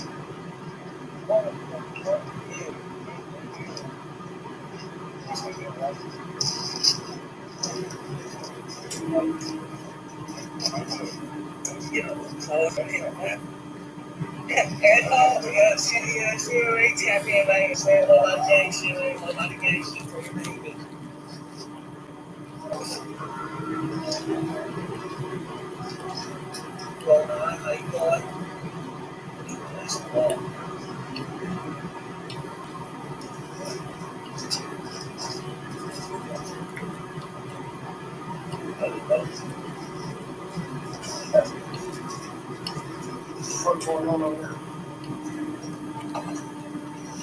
What's going on?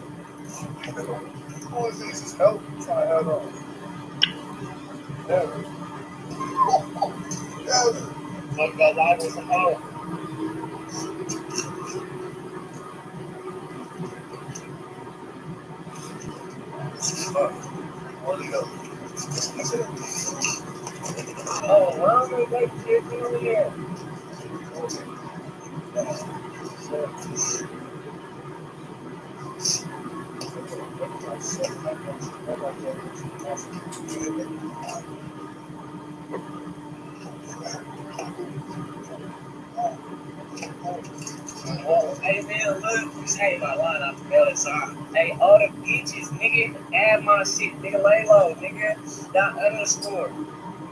155 on this bitch.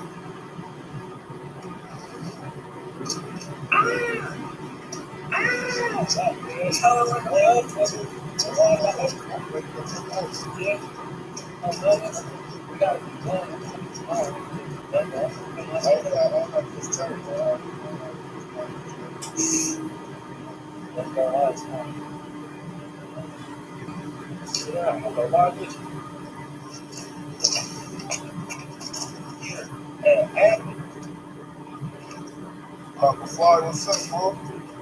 What's the deal? So we go out with the real thing. What the fuck you want?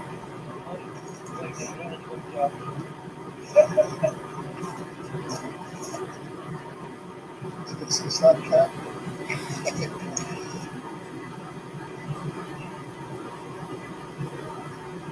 That doesn't got study about the belly. What you shot them together?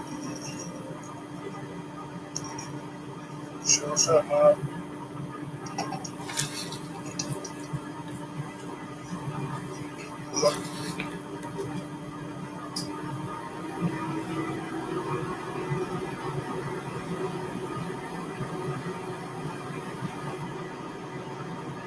started a few global because it was really easy to try to balance classes, writing papers, being a mom, being a full-time employee.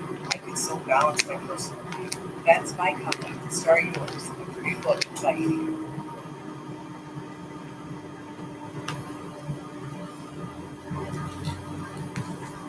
You did it, babies! Look at our cute holiday gift.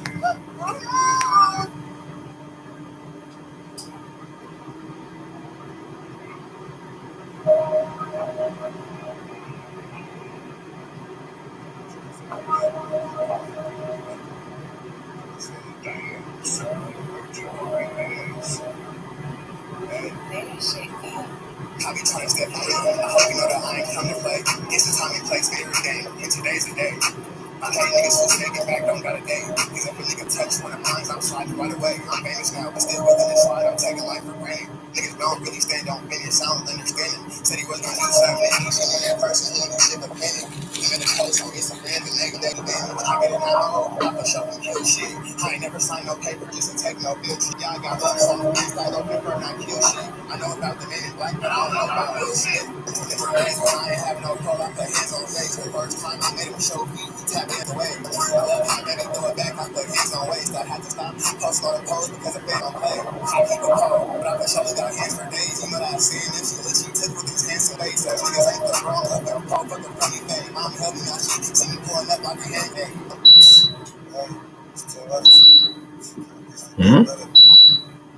Locked on, he buzzed out, but never step push up on them and like the tech. I know you yelling if they shooting, cause niggas ain't really threats. Hang around some good boys, I'm always telling them lesson. I ain't fucking with the homies fucking with best. Bounce rolling around the niggas with normal, that's on the set. Speaking down on your niggas, little baby, can't hold her breath. Doing better for yourself, don't fuck it up with a text. I could've had a bad bitch, I won't roll it on no protect. Every day up in the store with no letters, I you were missing in it. Let me out the cage, my family stood out with stress. I know some niggas do it bad, got loyalty, fucking check. You can't even be around, don't call me about the next. A lot of niggas changing out. With Jody and Lil Sin. Came home hella broke. I ain't asking for helping ends. Pulled up to a tombstone. I'm slapping the nookie pins. Living like just like a movie. Make bitches go tell their friends. Fell in love with the project. Kicking up out my hands. Only reason I like school multiplying and less a friend. Like get him out the way. Cause graders have been the land. Moving sound is too much talking. How niggas showing their hands. Hey.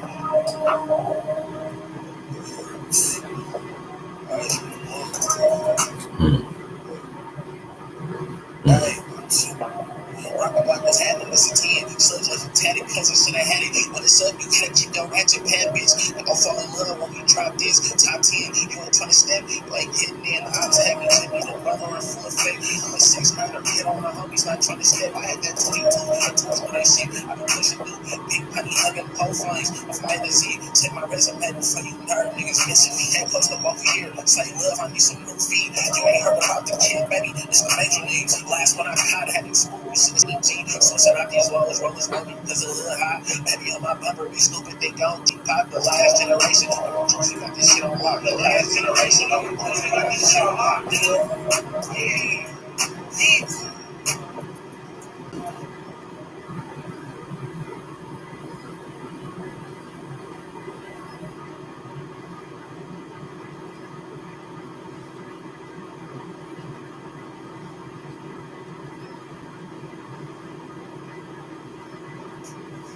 Boost your revenue and drive growth with Google Ads. Reach high-value customers across the entire Google network, like search, shopping, YouTube, and more.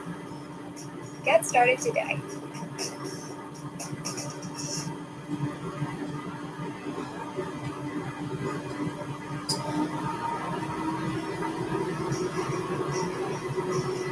I've been using this for 8 months now, and honestly, I'm amazed. Not only is it reliable, but also last by itself. Because last of all, all I had to do was fill out an intake form. Then a licensed provider reviewed my information, prescribed me treatment. My emails and concerns go back. Get started today at Littles.com.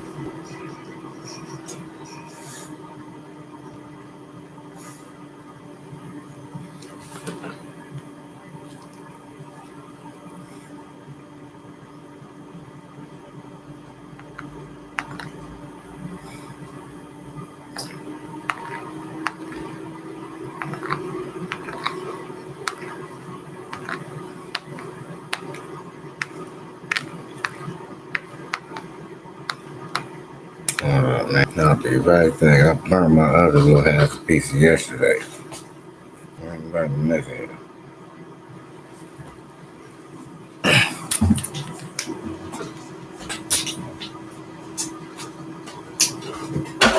Oh,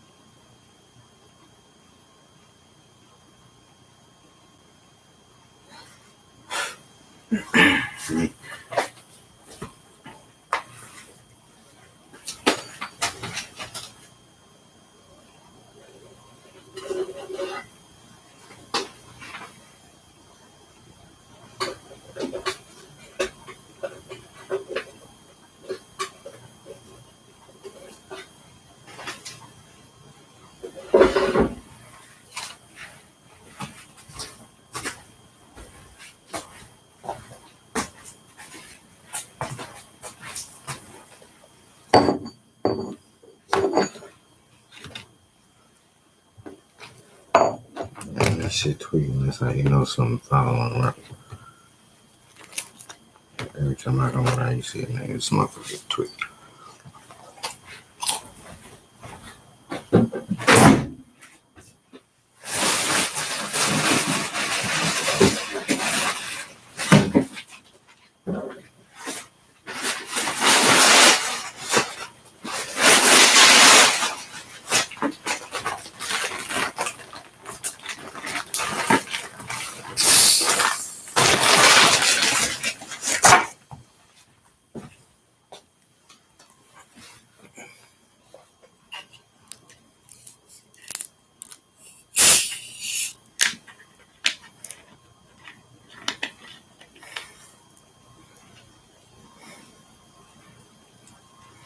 You, and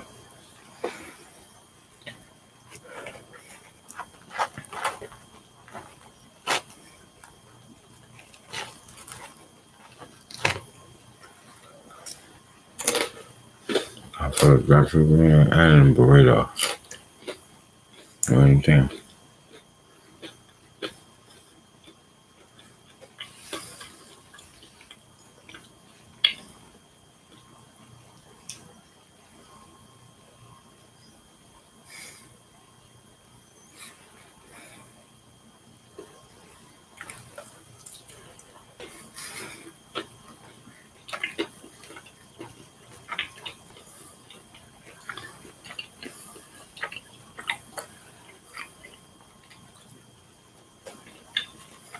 So this motherfucker start tweaking every time I make the letter.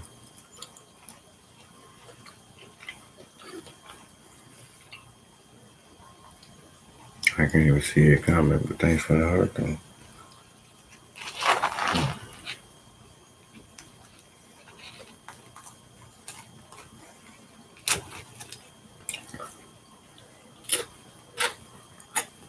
Back now.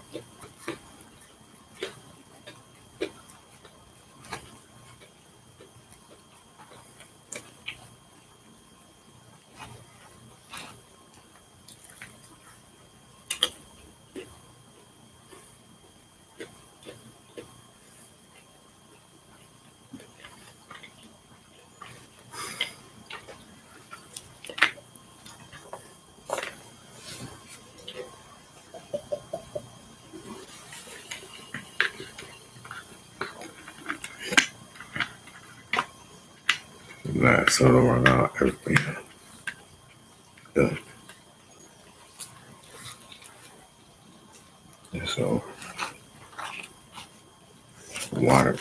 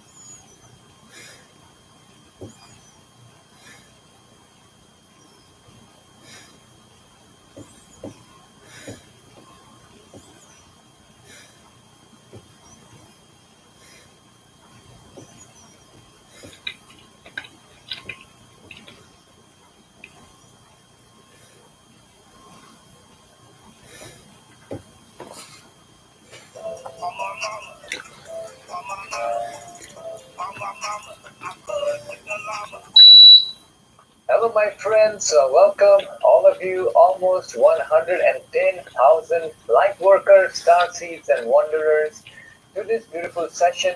In today's session, I have channeled Metatron Magnetic Consciousness to answer very interesting questions, which primarily are as follows. The first one is, what is the looking glass for the month of February? For this month, and also Metatron has stated how can we stop it in the session.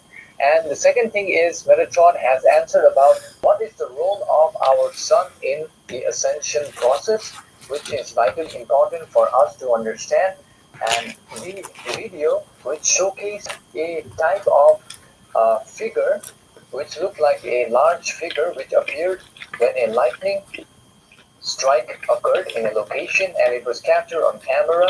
So what is the real identity of this figure has been revealed by Metatron in the session, and also in the session Metatron has shared the past life of Billy Carson. If you are aware of the a person named as Billy, he's a spiritual teacher. I believe he shares information about spirituality, and you'll understand not only about his past life, but it's about his soul's identity as well as its soul's origins have been described in this session.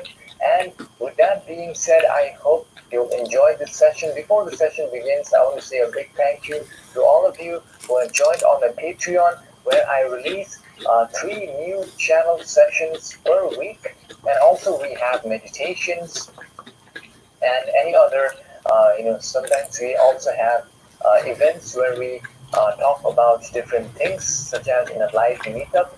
If you want to join and dive into deep into Ascension, you can join. The link is on the description for my Patreon. Also, I want to say a big thank you to all of you who have taken the time to liking this video, because your like is like a service to others, and what you give unto others, you shall receive from the universe. And with that being said, enjoy the session, my friends.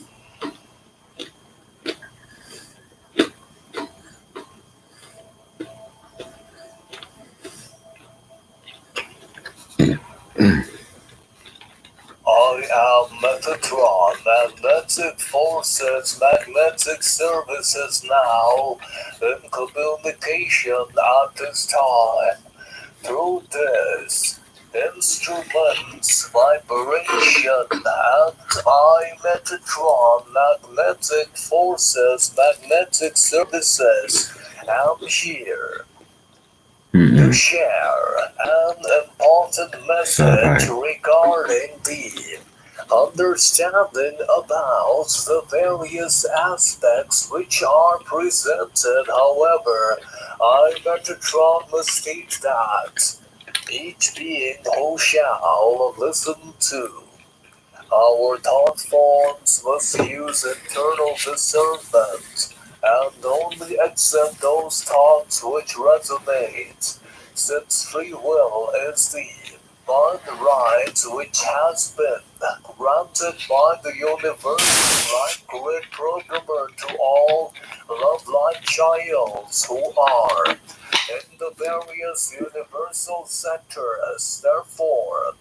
the first query relates with what is the Looking Glass event for the month of February of your space-time of 2024.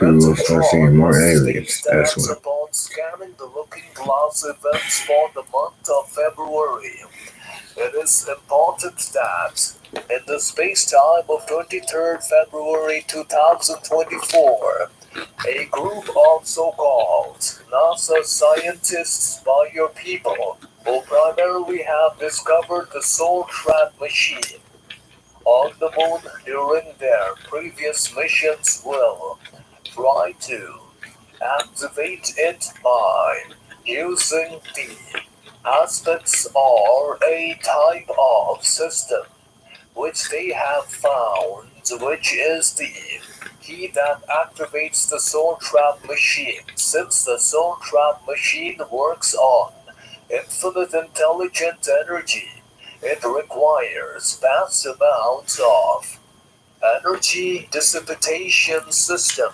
For the purpose of activating it will require large amounts of heat absorbing material which they are planning to transport from Antarctica using a portal which the NASA scientists who are currently in contact with the Orion Social Memory Complex are trying to create a portal using an artificial pyramid which they will create on the space-time of 23rd February. This pyramid will act as a creator of a portal which will allow for the transportation of the aspects known as snow and other materials which absorbs the heat being dissipated from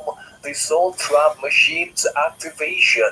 Furthermore, the NASA scientists were offered advanced technologies such as the technology of entering into various different dimensional realities and time travel, which is the reason why these scientists primarily have decided to understand and use this distortion and aspects in the experience of realization of the unification of the quality and understanding of the sense of self. Furthermore, this machine primarily will act as a soul trap for the human entities who move towards the light of the moon after crossing over, which will trap them in the reincarnation loop for a never ending cycle. This primarily is being done for the purpose of not allowing the evolution of humanity or souls to enter into the new earth. If they are stuck in the soul trap machine, loop or cycle of reincarnation, they will never Mm. escape it. Furthermore, I Metatron suggests the people of the Earth planets do. During the space time of 23rd February, as known by your people, perform various methods of meditations which will involve sending love lights to the location of Antarctica and the moon, which shall prevent any negative activities from being carried out in these locations. And I, Metatron, shall now answer the other query related with a so-called video which this instrument has seen in its mind complex, which showcases a type of figure appearing in the surrounding area after a lightning strike. Mm. We must state that upon scanning the distortion, it is indeed the so-called Archangel of Death, as known by your people, who is in this space-time responsible for the collection of various souls from the various dimensional realities which was accidentally spotted. Furthermore, we must also state that this is an example of how various realities are coexisting at the same time. However, the Mm. lovely child of the Earth planet are unable to sense such types of connection of the various dimensional realities. Furthermore, I, Metatron, must also state that the other portion of the query relates primarily with what is the role of the sun in ascension. Metatron, Mm. magnetic forces, magnetic services must state that as the Earth planet begins to embark on the new era of energetic frequency, which primarily is often referred to by many of the people as radiant energy, it is important to understand the mechanisms which is closely intertwined with the sun logos. In the physical terms, Mhm. this energetic frequency affects the sun's magnetic fields, which is known as the heliosphere, which is subsequently transmitted to your own internal magnetic fields through the solar wind process. Furthermore, this is the understanding that which requires a deeper esoteric understanding of the workings, as this has always been a part of the grand plan for ascension of the Earth planet.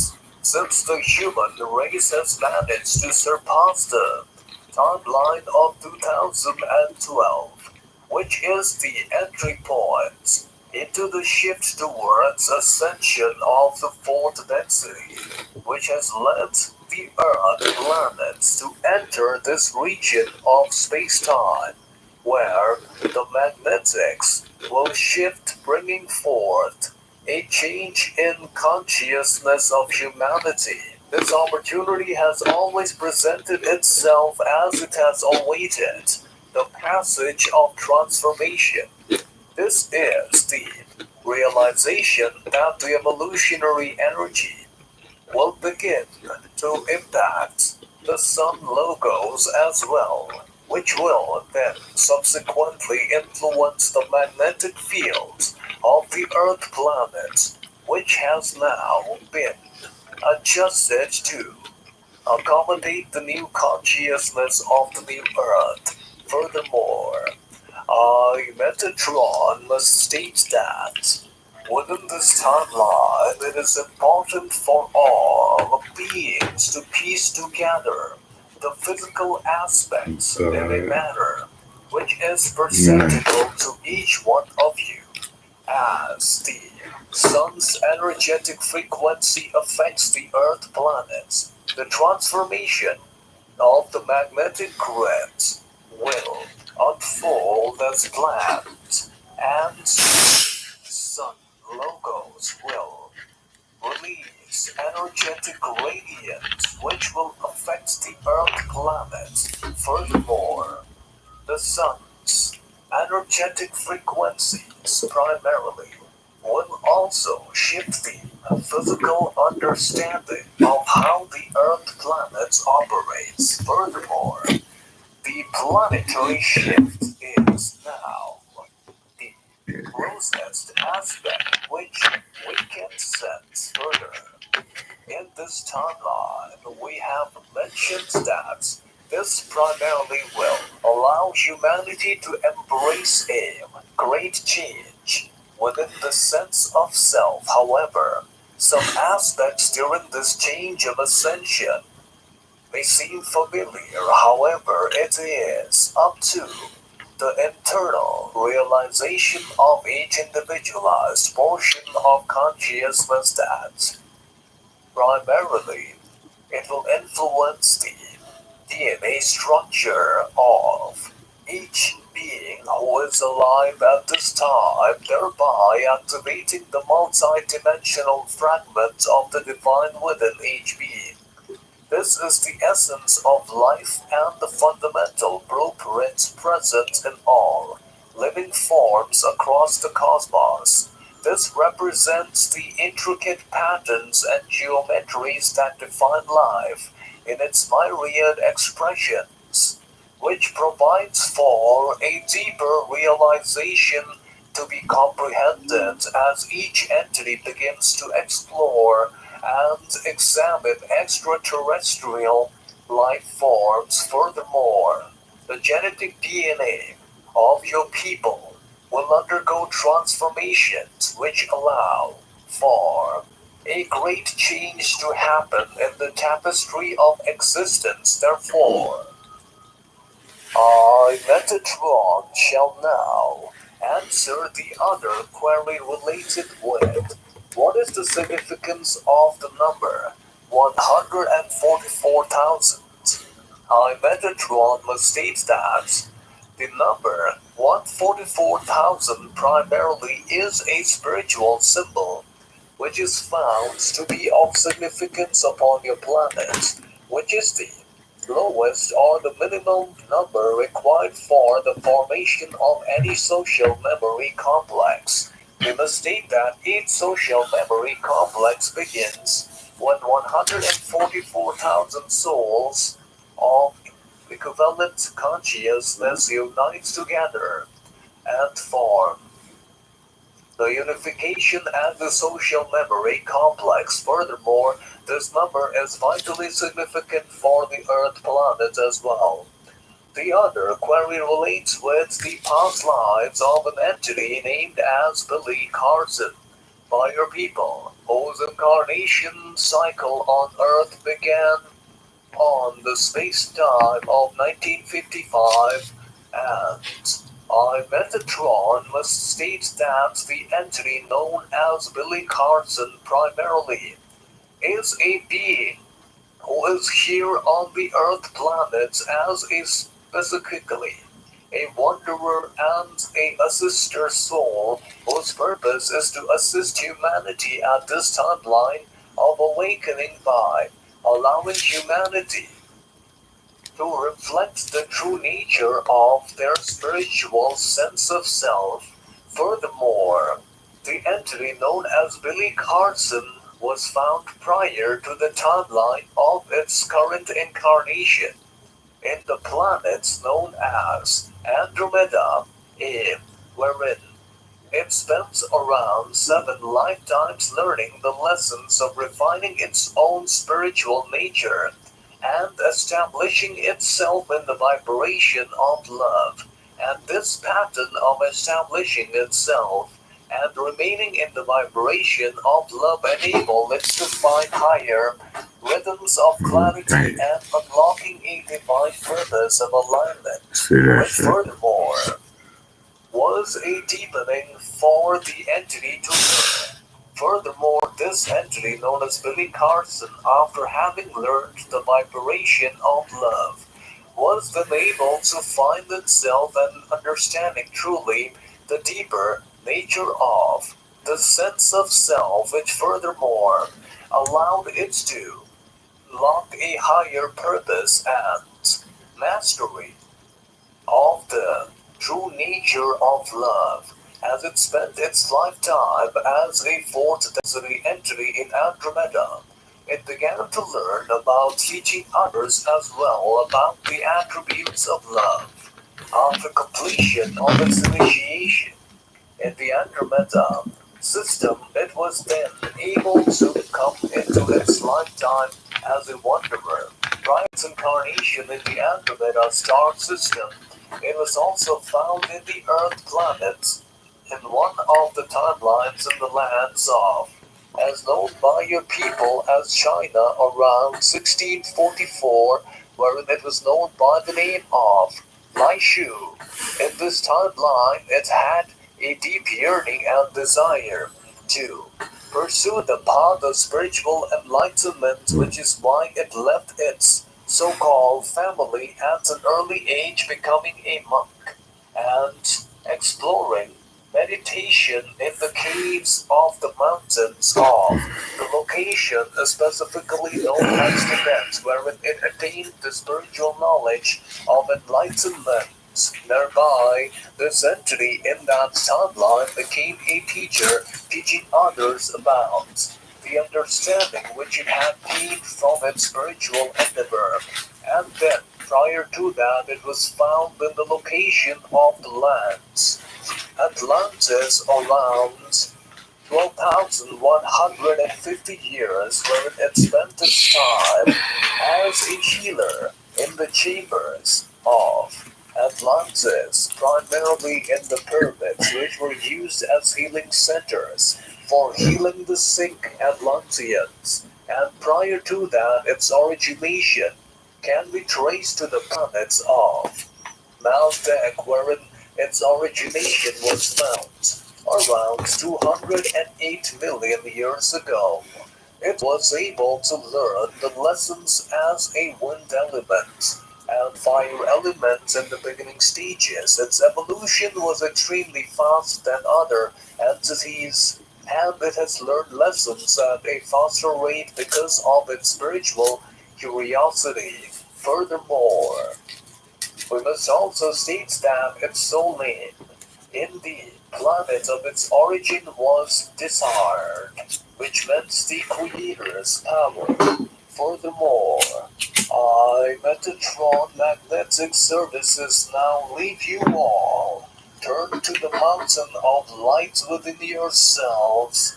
Bye.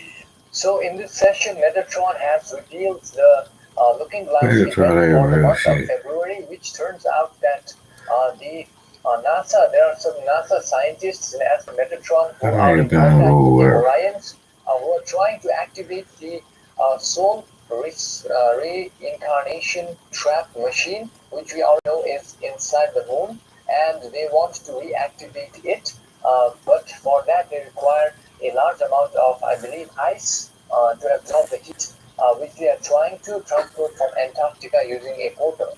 So we need to stop that event, and we can do it with meditation. And in the session, Metatron also described that the video of a person or a large figure which was walking with a chain in its hand was actually the angel of death it. who was spotted accidentally. So I find it really What interesting about the rest of these that there are 12,000 days? Just walk interdimensional around beings who already. already coexist with us, but we cannot see with our naked eyes. And also, in this session, Metatron has described about the role of our sun in ascension, which I truly understood. What he said was that uh, in this ascension period, I believe it is important to understand that our sun actually unlocks DNA activation and other activation of the bodily complex activities, those other things. And also in the session, Metatron said that the sun is also shifting its vibration higher to allow our magnetics of the Earth planet to be shifted even higher. And then I've asked about the past lives of Billy Carson, who turns out to be a wanderer and a teacher. And the description of the past lives have been given in the session. And I hope you learned a lot from the session. And also, if you want to, um, learn more about your own soul identity, soul name, and past lives, you can send me an email, and I will channel for you in the same manner I channeled for Billy Carson. And also, if you want to, Wow. uh, you know, learn more That's it. about transcripts, read them. Uh, you can read them for free on my website, which is available.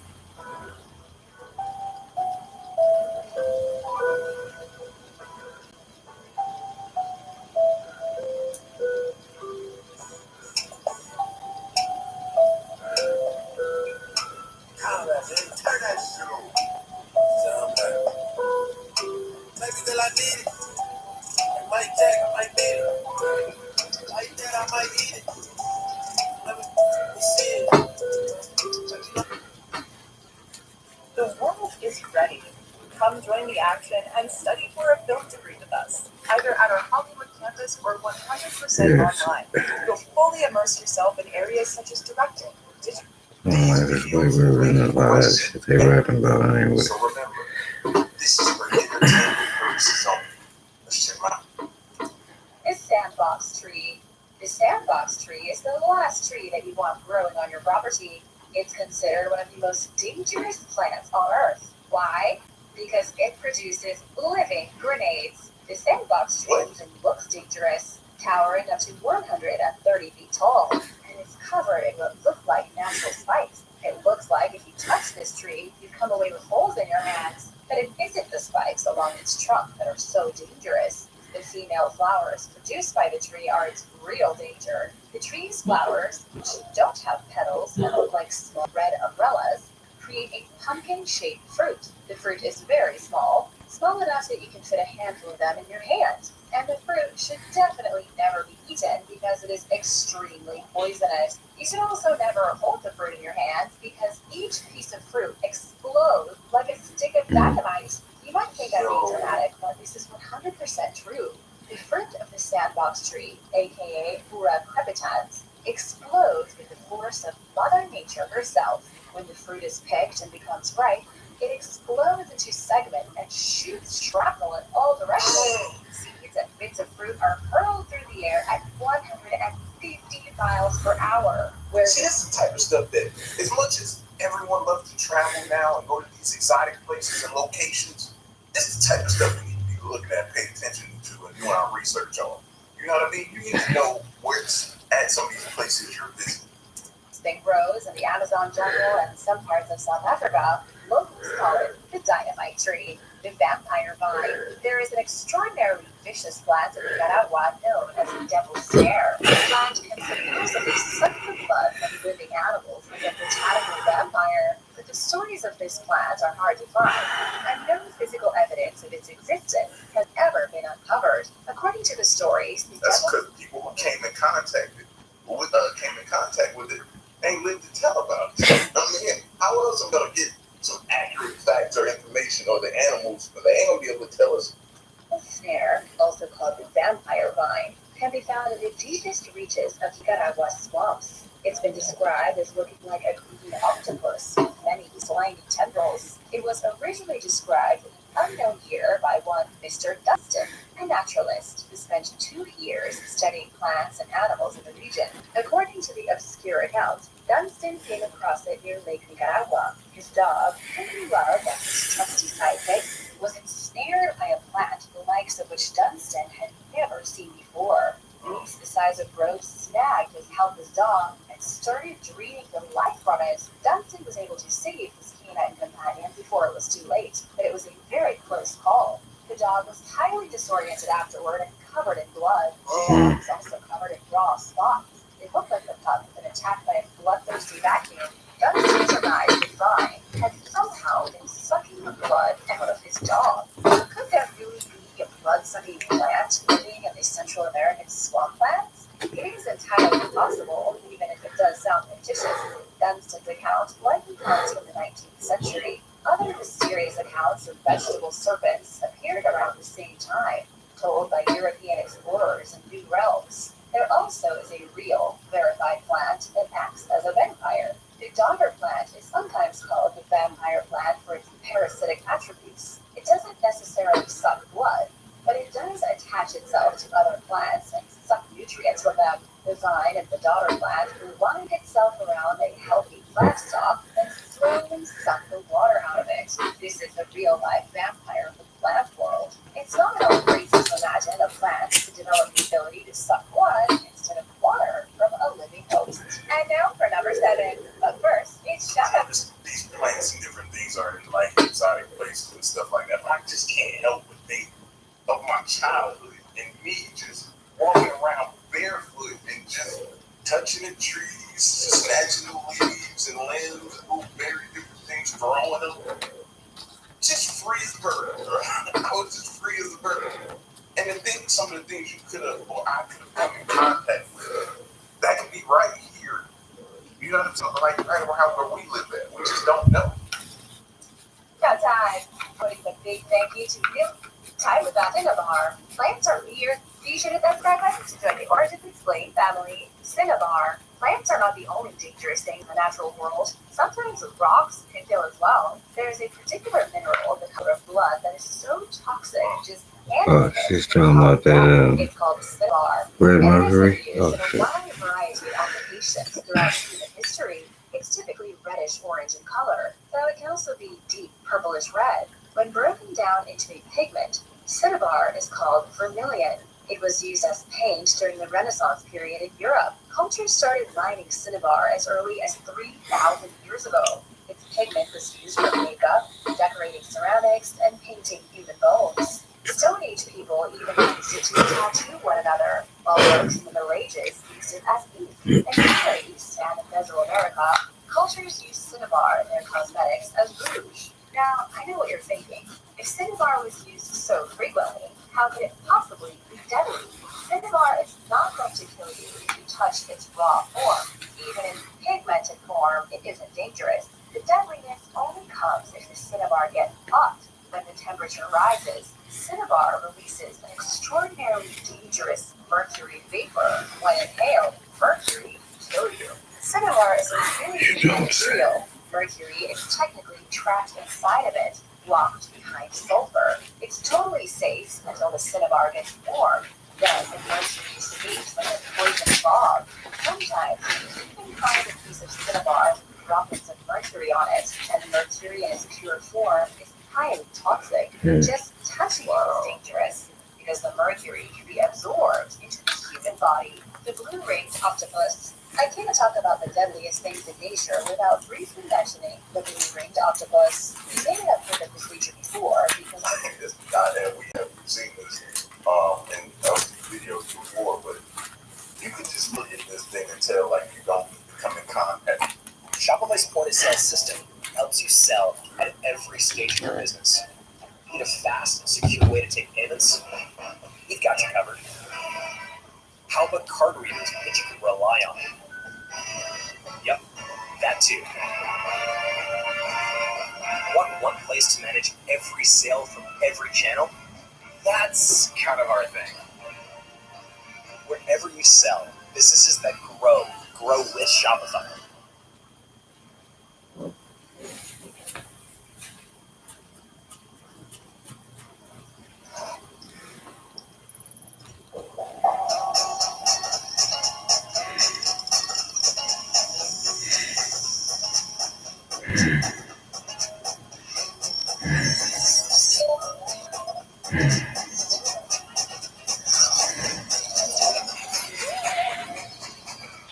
What's the problem?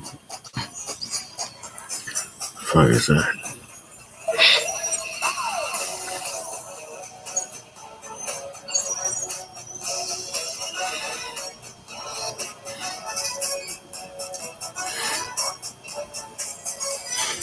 Until next time, keep having class behind that camera. Hey everyone, today we have an exciting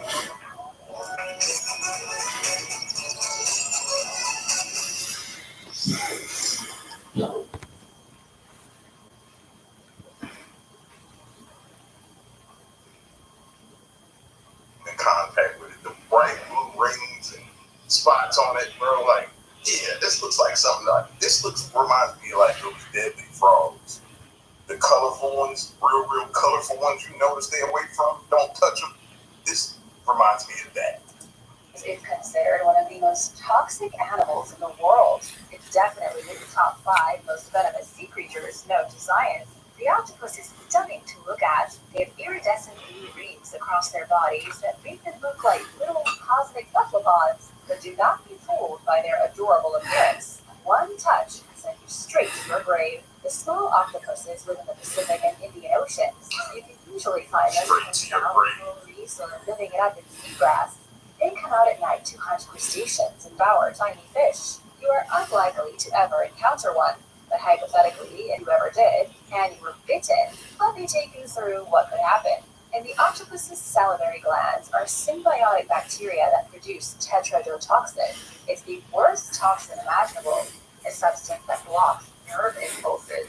It stops your muscles from working, which is bad news for trying to breathe. Tetrodotoxin is about 1,000 times more toxic than cyanide, so that should give you a pretty good idea of the deadliness here. The tiniest bite from this cute octopus can cause almost instantaneous respiratory failure as your muscles are paralyzed, unable to move or breathe. Joined by the fact that you were in the ocean when you were bitten, results in certain death. Quicksand. Quicksand is one of the scariest things in nature. It isn't as dangerous as movies have made us believe. The answer is more complicated than you might expect. Let me start by explaining what quicksand is. A pit of quicksand is a patch of ground that's been liquefied by water saturation. Any kind of sand or grainy soil that has taken on a lot of water can become liquefied, turning this solid ground to a soupy abyss. It can occur anywhere in the world, given the right conditions. If you walk over to your local park after a devastating rainstorm, you could find yourself getting stuck in a quicksand. If you go to the beach after a very hard rain or after a high tide, sometimes you'll notice the sand slicking your bare feet down alarmingly deep. That is a type of quicksand. It mostly happens after floods and earthquakes. The reason quicksand is so dangerous is because the liquefied earth can no longer support weight. Sand or dirt particles have been forced apart, meaning they can't support a human body anymore. When you step onto quicksand, you fall into it because it's basically mush. However, quicksand doesn't truly swallow you whole. The human body is denser than quicksand, so you won't sink if you relax. You'll float, and you won't be aggressively slurping at quicksand like it's trying to swallow you. That being said, you can indeed drown in quicksand, but you'd have to be really silly to do it. If you were to panic and flail your arms and legs, you would be burying yourself deeper into quicksand. I ain't gonna tell you. People, that's what their natural instinct is to do when people are panic. I don't know how many times I've told you don't panic. What is she do? So tell people that I heard that people stay still,